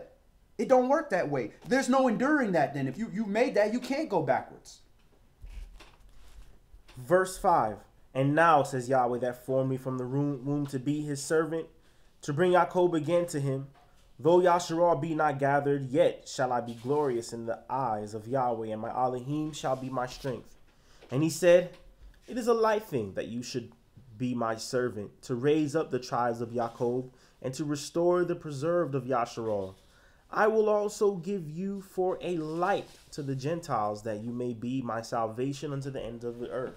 I will give you for a light to the Goyim, to the nations, that you may be my salvation unto the end of the earth. My salvation, Yah's salvation is Yahshua, so that you will be the body of his salvation, to bring light unto the ends of the earth, to bring life. They're dead. They're in darkness. We can't help darkness by coming with darkness. That's a term of the adversary of the devil. You fight fire with fire. You fight darkness with dark. No. If you in darkness, you bring light. Go ahead. Verse 7. Thus says Yahweh, the Redeemer of Yasharal and his Holy One, to whom man despises, to whom the nation abhors, to a servant of rulers. Kings shall see and arise, princes also shall worship, because of Yahweh that is faithful, and the Holy One of Yasharal, and he shall choose you. Thus says Yahweh, in an acceptable time have I heard you, and in a day of salvation have I helped you. And I will preserve you and give you for a covenant of the people to establish the earth, to cause to inherit the desolate heritages, that you may say to the prisoners, go forth. To them that are in darkness, show yourselves. They shall feed in the ways, and their pastures shall be in all high places. And I believe this is what he was reading about. This is what Yahshua was reading when he stood up and he read out of Yeshaya. He was reading out of this chapter right here to remind people, look, this is what we're here for. Why are we over here sitting in an unholy temple acting like we all that? Look, bruh, it's not about this. You here, then if you here, then you should assume that, okay, you halfway okay. You got some light. You at least got 1 or 2 lumens. What about your brother out there that's in pitch black? Take your 1 or 2 lumens. If you could take a match and put it in complete darkness, you could see miles away with that little match. Because when you're in gross darkness, all it takes is a little bit of light. So that takes work. That's a job. And that's a responsibility that we have. And he say, in an acceptable time have I heard you. In his acceptable time. Not when we want it. We want everything when we want it. And he says, in the day of salvation have I helped you. So that Holy Spirit showed up for you when your salvation was on the line. When you was getting ready to make a covenant with evil. And he showed up with that light. And you had to make that choice. Do I want to continue with this covenant of evil and death? Or do I want to take this light and say, oh, this light is showing me I'm doing the wrong thing. Let me make this right turn. That's when he showed up. The problem is we don't know what that day of salvation is because we sin so much. We don't know what the day of salvation is. But if we assume that when we sin, that's the day of our salvation, then we'll treat that little one light, that lighted candle that's lighting up our path, like this is the greatest thing that ever happened to us. Let's stop right there. Let's move on. Let's go to Yeshaya chapter 60. Isaiah chapter 60.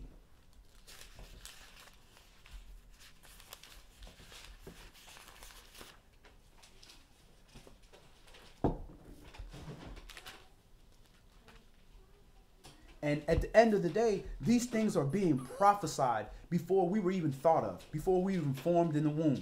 So when Yah says this is going to happen, and this is what his people are going to do, and we purposely choose not to do that, then we have basically made Yah a liar. And that is impossible. So that means we will be destroyed. Because Yah is not going to be a liar. That angel is not going to allow Yah to be a liar and be imperfect. So that which is imperfect, either has to be made complete or it has to be destroyed. If you're not going to get with the program, the only other way is to be destroyed. Period.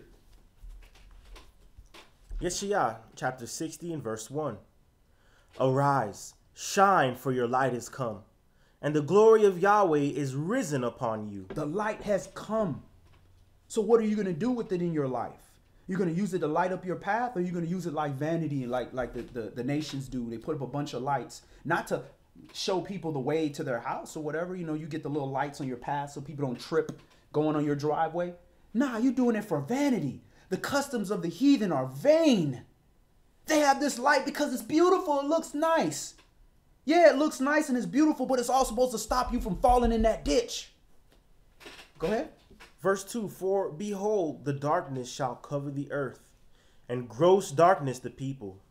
But Yahweh shall arise upon you, and his glory shall be seen upon you. His glory shall be seen upon you, because when people are in pitch dark, and then you walk up with this light that shows them, oh man, I've been wondering why I keep running into this wall. Because it's enclosed on 3 sides, and the only way I can go is this way. Man, thank you. Go ahead. And the Gentiles shall come to your light, and kings to the brightness of your rising. How are they going to come to your light if you putting a lampshade over your light? You trying to act like them. You want to look like them. You want to get along with them. You want to be accepted by them. So you saying, you know what, this light is lighting up all their deeds that is wicked, and they don't want to see that. So let me just put this covering over my light and keep it dark. That way I can get along and I don't have to be separate. Go ahead.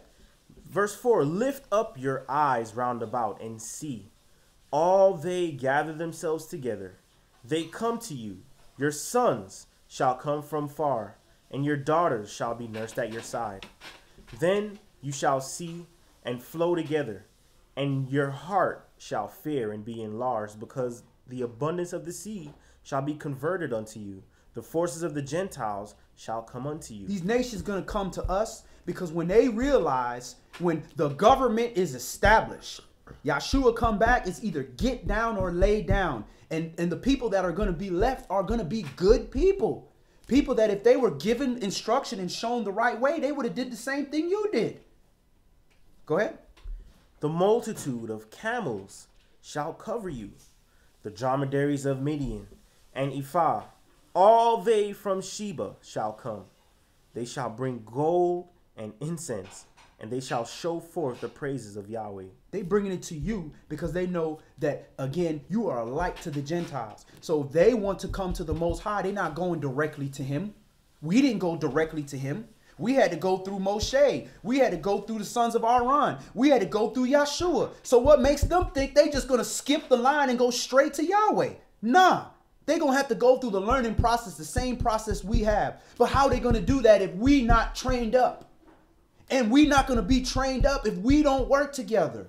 Because there's not one school of prophets or Israelite gathering or IUIC or ISAPAC, the school of truth. There is no one place that we can go to get to everything. And that was by design. So we will humble ourselves and realize we need each other to train each other up in the word. You didn't have one family of Levites that did everything. You had one Levite, all he did was carve things. You had another Levite, all he did was make garments. You had a group here, all they did was sing for the Most High. You had another group that did the incense. You had another group that went and did the sacrifices. You had all these different things. So if we saw that in one family, the Levites, what makes us think it's going to be different with the whole nation of Yasharal? Like we're going to have one family that got the whole truth. You can't say King David had it because King David fell. So he had to have somebody else from another tribe come to him and check him. Nathan had to come check him. Nathan wasn't no Judite. I think the interesting about this verse too, it says how the multitudes shall come, and it mentions Midian, Ephah, Sheba.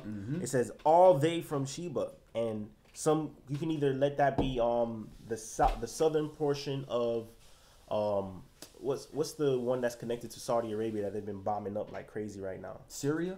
Nah, so more south. I'm not gonna be able to remember right now, but it's between that portion that's off the coast of Eritrea and another part of Sheba is like the southern portion of Ethiopia. Right. So it's like all they of Sheba, Cush area, shall come, and it's like Yah is showing like these are the people that's gonna recognize, you know, like how he talked about Ethiopia. It was like, you know, are you not as the Ethiopians unto me? You know, I gave up Ethiopia and Sheba for you. Ransom. So if I wasn't dealing with you, I was gonna probably be dealing with them. It's like how he was saying it, and he's like showing his love for these lands, knowing that it's right next to where my glory was anyway. Right. And they're gonna fall in line. He said all they of Sheba are gonna come out. Right. I found that, you know. And it's not like they just gonna be sitting there completely separated from the children of Yahshua and be like, you know what, this is righteousness over here, I'm gonna go over there. Nah, they coming to you. They looking at the Israelite that lived there and say, man, this is a light right here because I see nothing but darkness around, and this Israelite is going that way, so I'm gonna go with him because our father have inherited lies. It already told us they not more righteous than us. If we had all this come to us and we're struggling to come to them, ain't like the other nation just gonna get up and start walking. They gonna depend on the children of Yasharal. That's why they coming with the gold and silver and all that stuff, because they see where we going and they want to go there and they see the benefit of that. And the benefit of that is they don't die. That's how they're gonna see the benefit. Everybody else dying, but these people that are walking in righteousness, they are living. So I want to follow them. Verse 7, all the flocks of Kedar shall be gathered together unto you. The rams of Nabaioth shall minister unto you. They shall come up with acceptance on my altar, and I will glorify the house of my glory.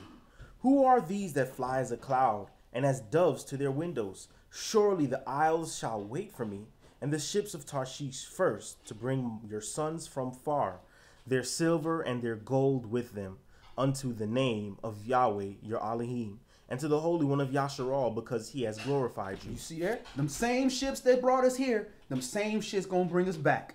The ships of Tarshish, Tarshish is Spain. So they use them same ships to bring us to our fair. Well, guess what? They're going to have to use them same trading ships to bring us back into the land. And they're going to bring silver and gold with that and try to repay for the debt that they did wrong. Go ahead. Yeah, the part of southern part of Saudi Arabia I was talking about was Yemen. They have a Sheba there as well. Right. And they share a coast with Ethiopia. Right. So was that the same area where Queen of Sheba was from? Because that's supposed to be south, right? Yeah, she's supposed to be a Cushite. But I guess Ethiopia had absorbed all that area, you know, because she was considered the queen of the south. So I would imagine that there has to be south of Israel some kind of way to be south. So that would add up. Go ahead. Verse 10. And the sons of the strangers shall build up your walls, and their kings shall minister unto you. For in my wrath I smote you, but in my favor have I had mercy on you. Therefore your gates shall be open continually. They shall not be shut day or night, that men may bring unto you the forces of the Gentiles, and that their kings may be brought. All right, so that's the sabbatical kingdom, because in that kingdom you're going to have day and night still. But in the end game, there ain't going to be no day or night. They can't come up at night because there is no night. So this is when the government is established. Yahshua is back. The adversary is put away for 1,000 years, so none of that confusion and misteaching is going into the other nations. They've fallen right in line because they can't deny the truth. And anybody else that wants to deny the truth, you see what happens. Go ahead. For the nation and kingdom that will not serve you shall perish. Yea, those nations shall be utterly wasted. That's the cleansing. It's getting rid of the wickedness in the earth. And you really wicked, because if you don't have the adversary tricking you no more and trying to push you off, that means you just a wicked vessel that needs to be destroyed. Period. To make atonement for the rest of the earth, to purify the earth from all the bloodshed with the blood of the sinner. Verse 13. The glory of Lebanon shall come unto you, the fir tree, the pine tree, and the box tree together, to beautify the place of my sanctuary, and I will make the place of my feet glorious. The sons also of them that afflicted you shall come bending unto you, and all they that despised you shall bow themselves down at the soles of your feet, and they that call you the city of Yahweh, the Zion of the Holy One of Yasharal. Right. They gonna bow down to you when they realize, man, this was the truth and we mistreated these people. And even though this was prophesied by the Most High, the same way the adversary, the devil, entered into that snake allowed that spirit to use them. And that snake was punished. So they're going to get punished. So they know if they can get mercy from us, they can get mercy from the Most High. Because we can now speak for them and say, listen, you know what? These are good people. You know, Yahweh, give them some mercy. You know, you see how they're trying to make amends for what their forefathers did. They understand that process. We need you because we want our prayers heard. So we got to go to those that are close to the Most High. And that's part of their humbling. They got to acknowledge that they did. This government don't even want to acknowledge slavery. They over there calling us undocumented workers and all kind of foolishness. Like we no different than a Mexican that jumped over a fence. This is what they trying to do. That ain't going to fly. You just same way we had to get on atonement. We had to get on our knees and cry out to the Most High for our sins and the sins of our forefathers. They going to have to do the same thing. And they ain't just going to skip the humbling process because we were humble. Nah, you're going to go through that same humbling process. Verse 15. Whereas you have been forsaken and hated, so that no man went through you, I will make you an eternal excellency, a joy of many generations. You shall also suck the milk of the Gentiles, and shall suck the breast of kings. And you shall know that I, Yahweh, am your Savior and your Redeemer, and the mighty one of Jacob. I, Yahweh, am your Savior and your Redeemer, the mighty one of Jacob. Yah is that. He is that Savior and he is that Redeemer. And when he's ready to save, he created something to save us. When he's ready to redeem, he created something to redeem. And just because he created that thing does not mean that Yahweh is not doing these things. He created a spirit to do specific things. Let's stop right there. Let's move on. Let's go to Yohanan, John chapter 3. And we're going to read from verse 1.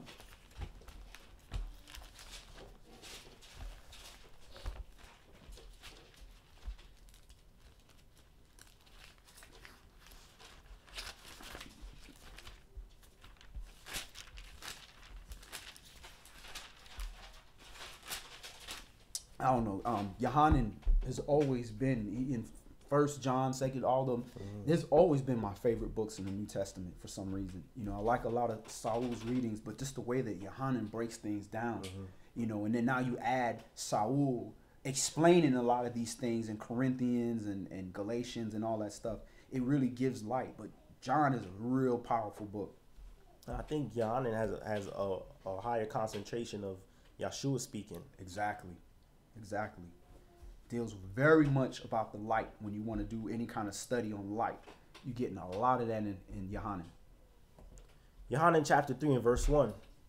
There was a man of the Pharisees named Nicodemus, a ruler of the Yehudim.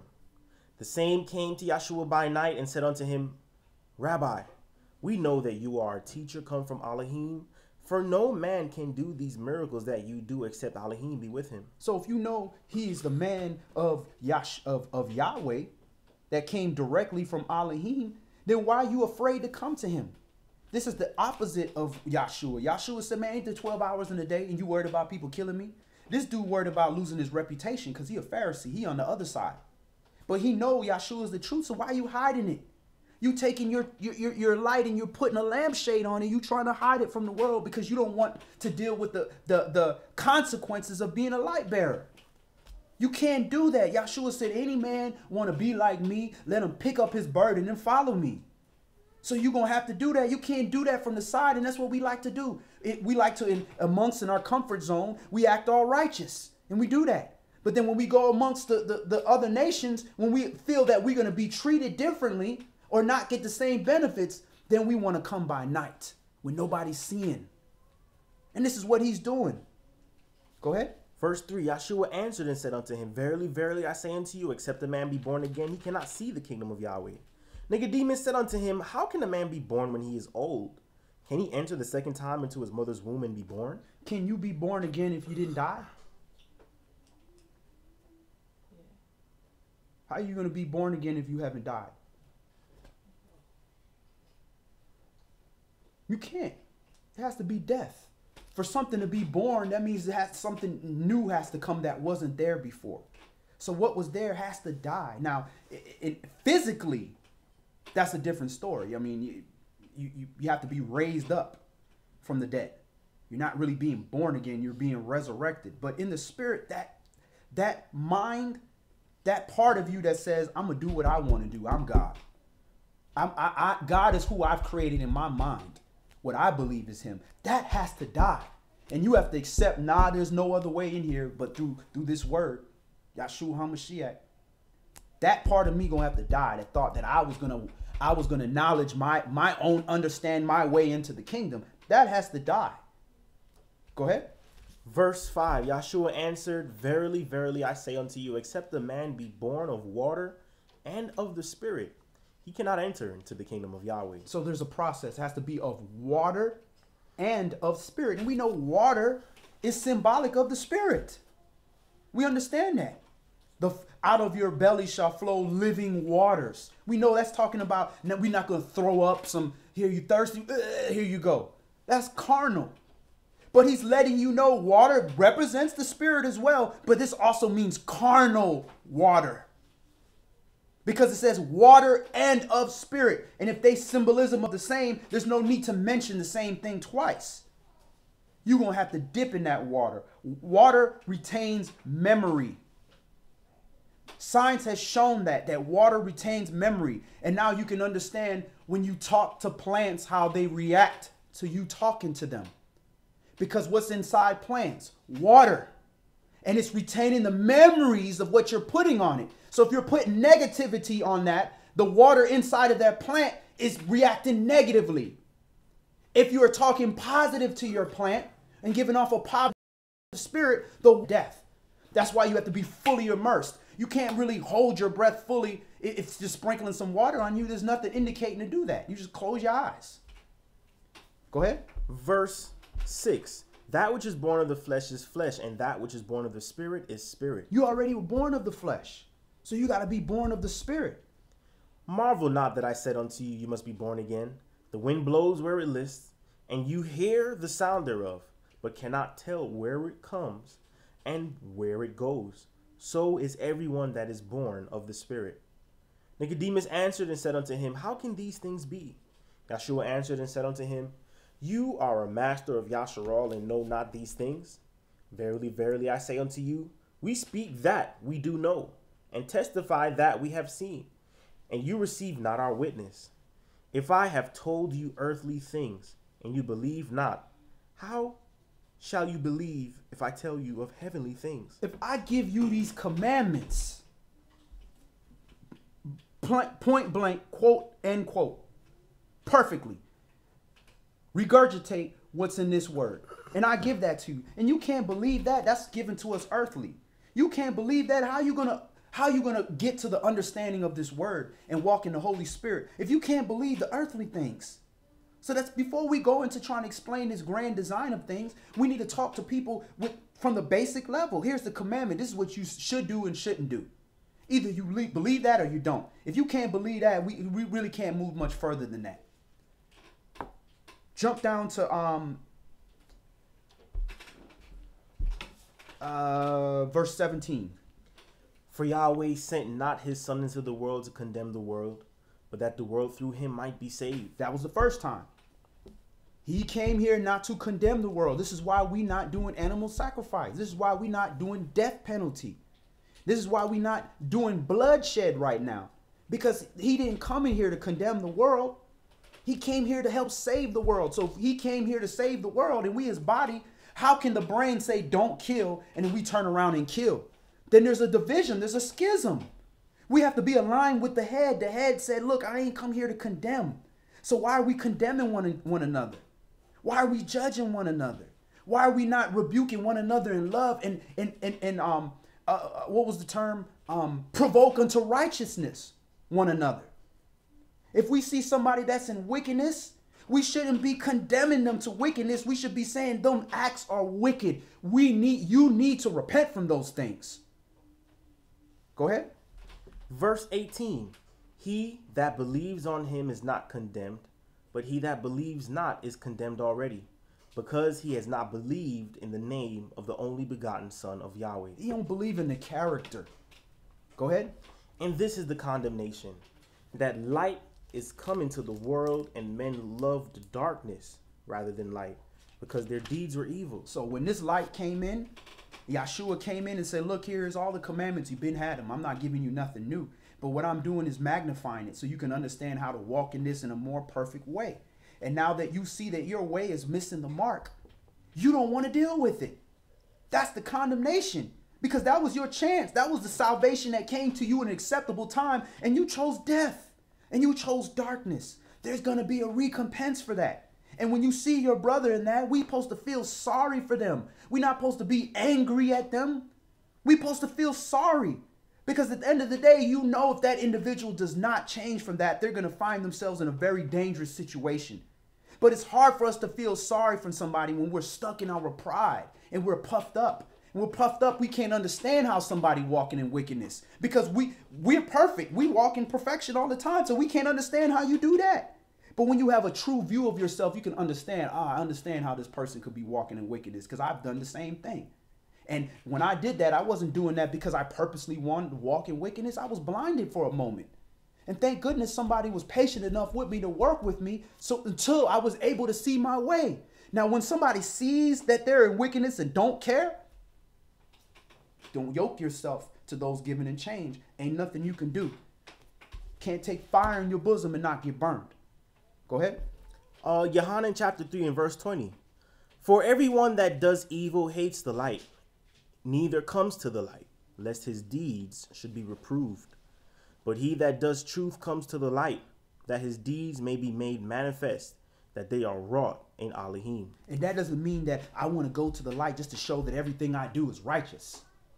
That's what we want to be. We want all our deeds to be in righteousness. But we know that's not the case now because we don't even fully understand all of righteousness. So we should be wanting to come to the light so that our deeds could be made manifest. So we can find out, is this an act that's a glory to the Most High, or is this something that needs correction? That takes humility. Let's move on. Let's go to 1 John chapter 2. 1 Yohanan chapter 2.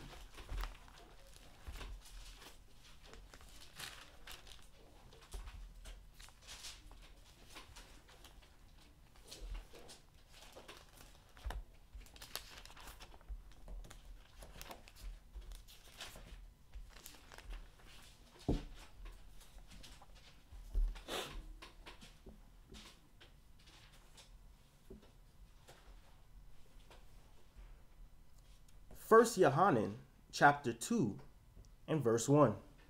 My little children, these things write I unto you, that you sin not. If any man sin, we have an advocate with the Father, Yahshua Mashiach, the righteous.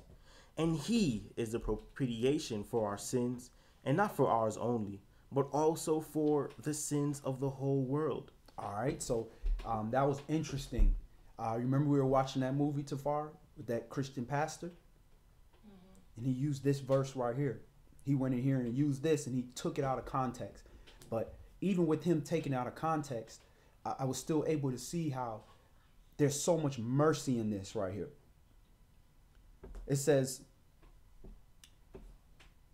and if any man sin, we have an advocate with the Father, Yahshua HaMashiach, the righteous. And he is propitiation for our sins, and not for ours only, but also for the sins of the whole world. Now, what he took it is he washed that thing all the way down and made it look like everybody saved forever. Don't matter what you do, because that's why he died. There ain't no hell. You ain't going to no grave, and you ain't going to no lake of fire. He took that out of context. But what we have to use this is and understand this is the verses here that's supposed to increase our mercy towards our brothers and sisters. Because even when we didn't know any better, we had somebody that was an advocate to us, to the Father, that said, don't kill this man in his sin. It's not the acceptable time yet. I am going to show up in his life and he is going to listen to me on this day right here. We don't know what day that is.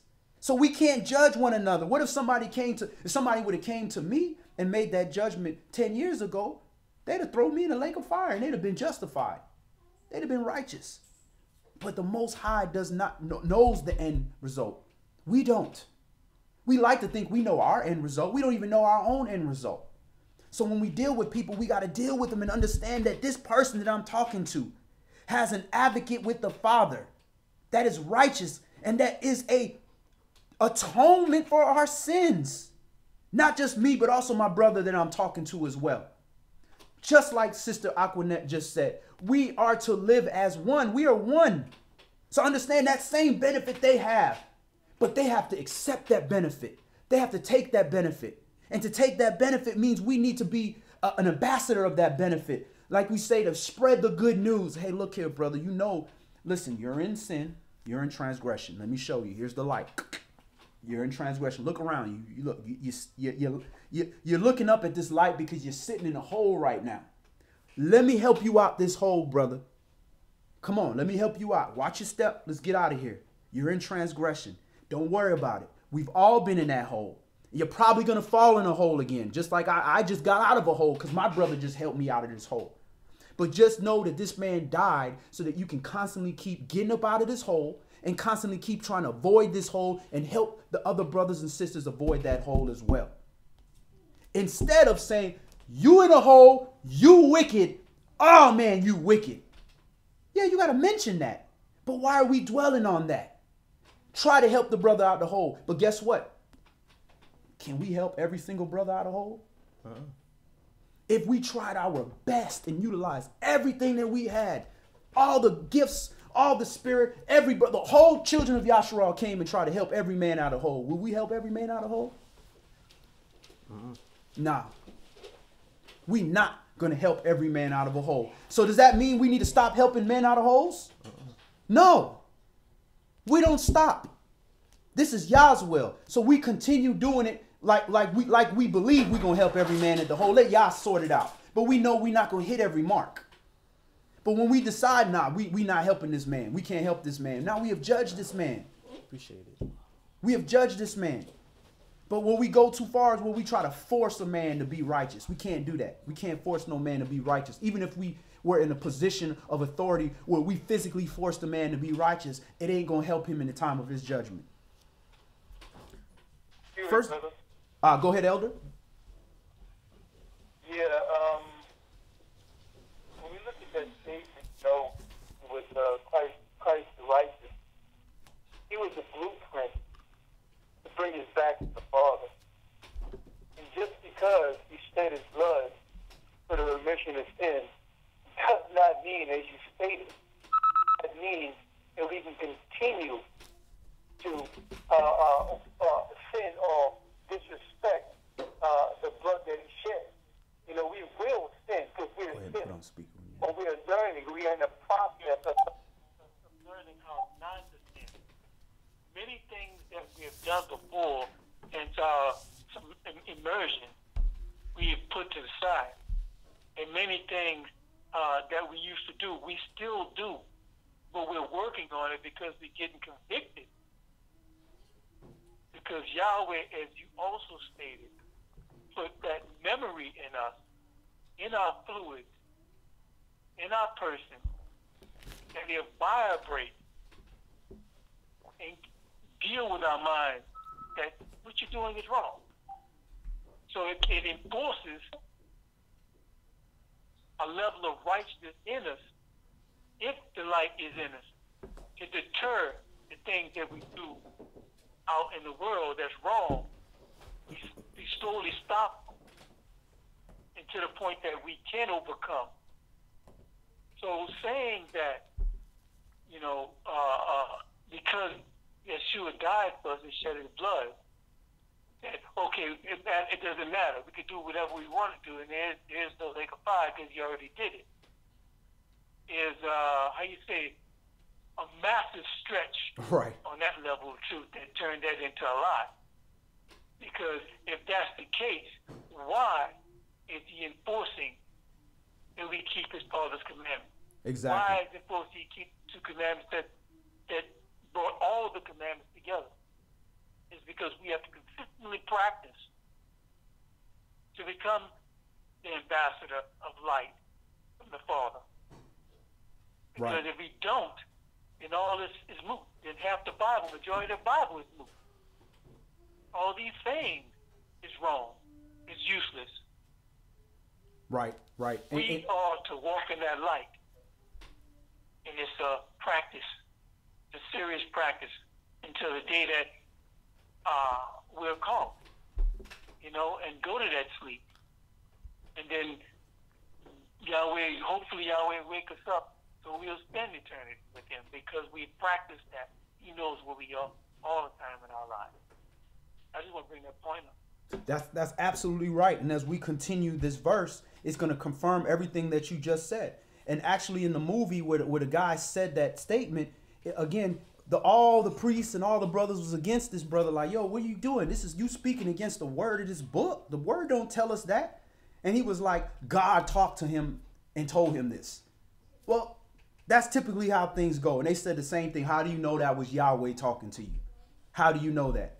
Because the Most High is not going to contradict himself. And that's what you're going to have to do to walk adverse to this word, is you have to believe that you got some kind of individual relationship with the Most High that's different than all his prophets, that's different than all the Son of the Most High, that's different than the Moshe, the lawgiver, different than all the patriarchs, and different than all of them. And you just super special, where he came and told you a message to say, I really lied to everybody else, but I'm telling you the truth. And that's really what you're saying. And We don't have to physically say that. We say that in our deeds when all the book, everybody who died in righteousness or died in wickedness was all telling you and confirming the same thing in this book. You got to keep these commandments. Verse 3. And hereby we do know that we know him, if we keep his commandments. He that says, I know him, and keeps not his commandments is a liar, and the truth is not in him. But whoso keeps his word, in him verily is the love of Elohim perfected, whereby know we that we are in him. But he that says he abides in him ought himself also so to walk, even as he walked. Brethren, I write no new commandment unto you, but an old commandment, which you had from the beginning. The old commandment is the word which you have heard from the beginning. Again, a new commandment I write unto you, which thing is true in him, and in you, because the darkness is past, and the true light now shines. He that says he is in the light, and hates his brother, is in darkness even until now. He that loves his brother abides in the light, and there is none occasion of stumbling in him. But he that hates his brother is in darkness, and walks in darkness, and knows not where he goes, because that darkness has blinded his eyes. He that hate his brother, and hate is to despise something. When you despise something and you hate something, when you don't give it its importance, this is your brother. This is Yah's child. And you hate this man. You can hate the deeds. You can't hate the man. Even in King David, said, I hate them with a perfect hatred. This is also a man that killed somebody. This is also a man that slept with a married person's wife. You know what I'm saying? So this is a man who is subject to making mistakes like everybody else. But Yahweh told us not to hate your brother, not to hate Esau, not to do those things, because he was created for his own purpose. Anything that is wicked, Yahweh gonna destroy. He don't need you for that. When he needs you for that, he gonna put the spirit of judgment in you to go ahead and do the physical judgment in its time. So you hate your brother when you have made a decision that, he's not my brother. He's wicked. You have made your decision. At the end of the day, if there's still breath in this person's mouth, he can repent. The same way Yahweh removed that evil spirit off of Saul like this in that cave. And Saul realized, wait a minute, what am I doing? I'm about to kill my brother. It's the same way he can remove that spirit against your own brother. So we can't make those judgment calls. Our job is to shine that light. We are not the judges, but we can judge an action. That action is wicked. And we're not going to allow you to feel comfortable doing an action. That's how we deal with things. But when we talk evil against our brothers or sisters, or we judge our brothers and sisters, then we more righteous than Yahshua. Because Yahshua told himself, I'm not here to condemn people right now. It's to help people. Let's stop right there. Let's go to the conclusion. Let's go to Jeremiah chapter 13. Because again, when Yahshua made that statement that we went earlier, are there not 12 hours in the day? Walk in that light, because darkness is coming. And we were just told that this darkness is coming. It's been prophesied all throughout this book. Jeremiah chapter 13 for the conclusion.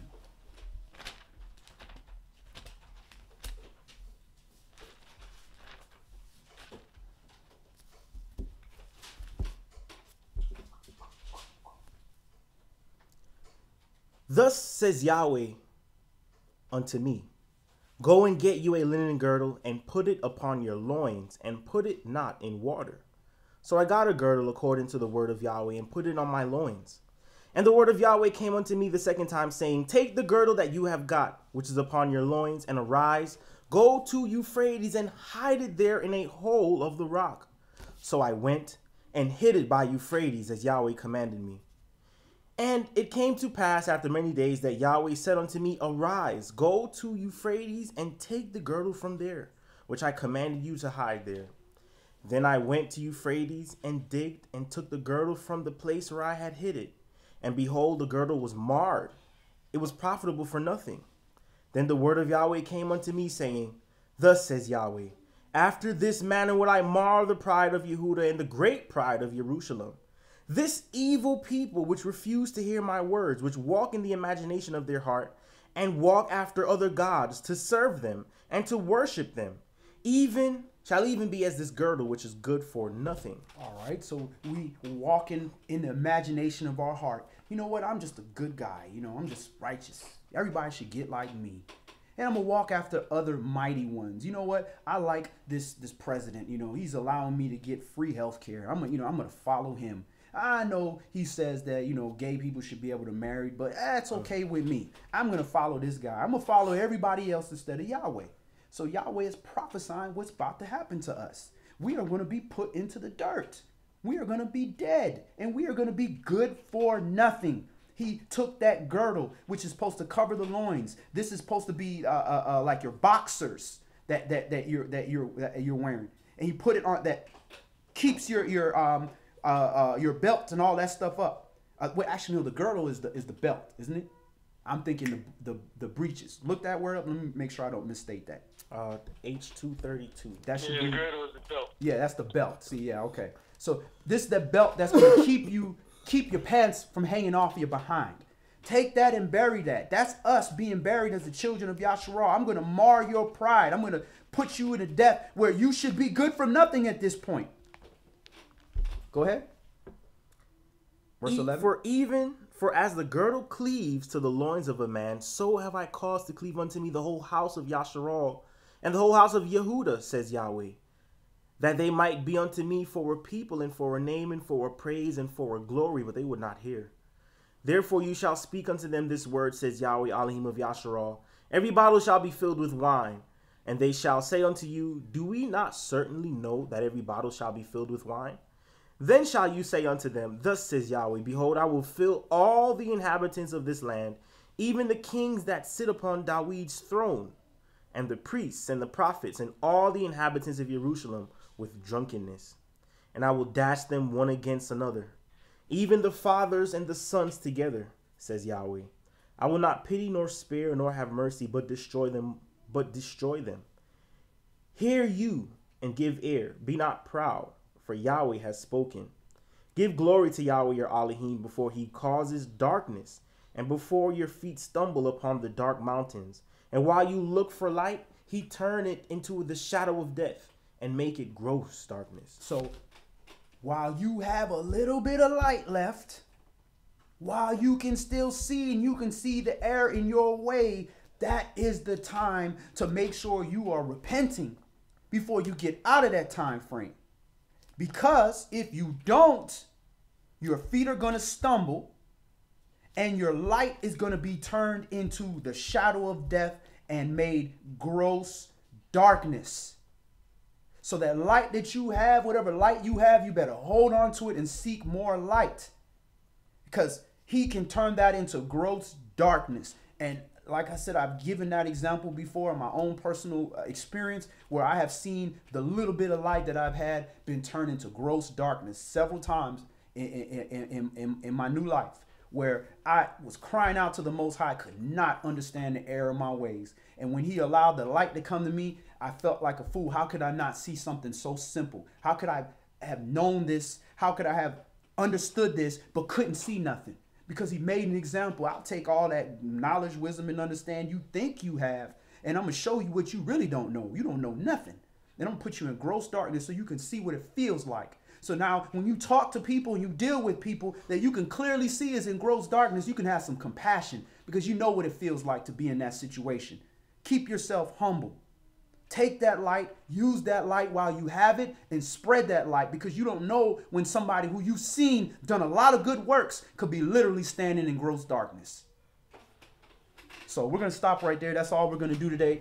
Any last questions or comments? And actually, before we go there, I wanted to share one thing. It talks about the light of the body, and the light of the body is the eye.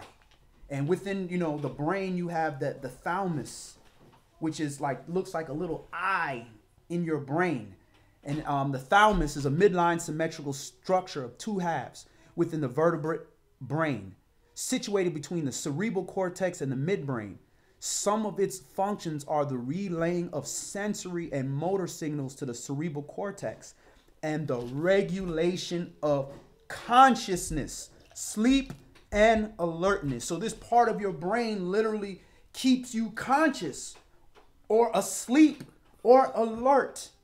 So if it's dark, then it's in a sleep state. That is the physical part of your brain. And this is what happens to us when we don't utilize that light. If you put somebody in darkness long enough, they're going to fall asleep. We do this in Egg Bale Goo. We want to grab somebody, we want to throw them, we put our hands over their eyes like this, and they're going to fall asleep. It naturally causes them to lose alertness. And that's when we take you and put you where we want to. So it's the same purpose in our lives. If we dwell in that darkness too long without shining the light, you're going to fall asleep and you're going to lose consciousness. And when that happens, your darkness is going to be turned into gross darkness if the Most High does not give you the mercy. Any last questions or comments before we close? Yes, I have one. This is Brother Israel. Go ahead, brother. I wanted to say great lesson.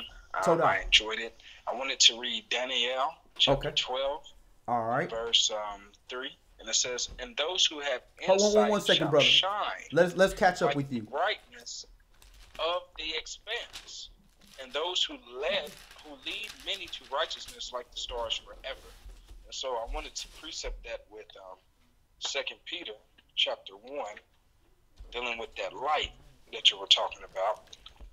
In Okay. 2 Peter chapter 1 and verse 19, it says, "And we have the prophetic word made more certain, which you do well to heed as a light that shines in a dark place until the day dawns and the morning star rises in your hearts." So that is a perfect precept for what you brought out in Proverbs chapter 4, verse 18, talking about the righteous shines more and more into the perfect day. So we have to continue in that steadfastness, that righteousness, that word made flesh, which is our light that lighteth every man's heart. And when we continue in that, then we become as Messiah is, which is, ultimately like the angels, messengers of light. And I just wanted to leave that, and I've enjoyed it. Toda Rabah, Vavekashah, and Shabbat Shalom. Shabbat Shalom, brother. I appreciate you sharing that. And that also means, it's a strength in what you're saying, that when we know that we have some darkness in us, because we are not perfect light beings yet, we need to seek that light, not only to just shine our lights, but we have to continue seeking the light. And we know that our nation as a whole are the light bearers. So we have to seek one another, to gather one another, not only for our, to always benefit them, but to humble ourselves and say, we're going to benefit from y'all as well, because you have the light. So if you light something up even more, you can see even more things. When we do digital photography and videos and all that stuff, when we film, if the lighting is not good, it puts gray dots and it starts to get staticky, and the resolution isn't as well. But when you light it up properly, now you can see all the details and you can manipulate the colors and make it even more beautiful, because you can see everything and see what's not supposed to be where. So let us stay humble, stay in the light, and stay seeking one another that's in the light. So all praises. Any other comments? What was that first verse, brother said? Was it Deuteronomy? He read 2 Peter. Jeremiah. And Daniel chapter 12. I did Daniel chapter 12, verse 3, 2 Peter chapter 1, verse 19. Okay, 2 Peter chapter 1 and verse 19. All praises. All right, let's go ahead and close in a prayer. All brothers remove their head coverings, and all sisters pray with their heads covered. And we're going to face the east toward Jerusalem. And let me light this incense real quick. And Brother Jonathan, This thing hung up. oh, did it?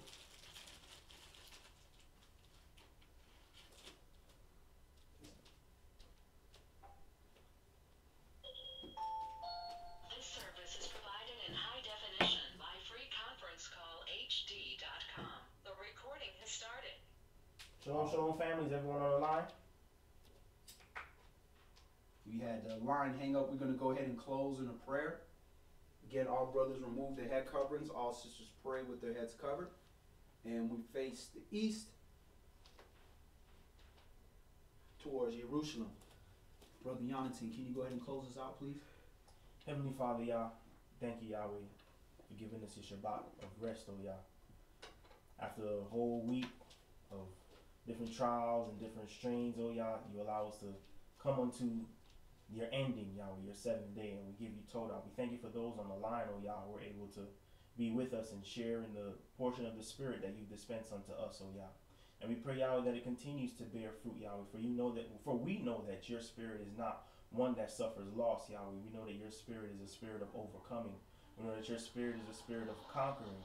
We know that your Spirit does not lose, oh Yah. So Yahweh, we continue to trust in you and seek you and have you be the light unto our paths. It's in Yeshua's name we pray. Amen. Amen.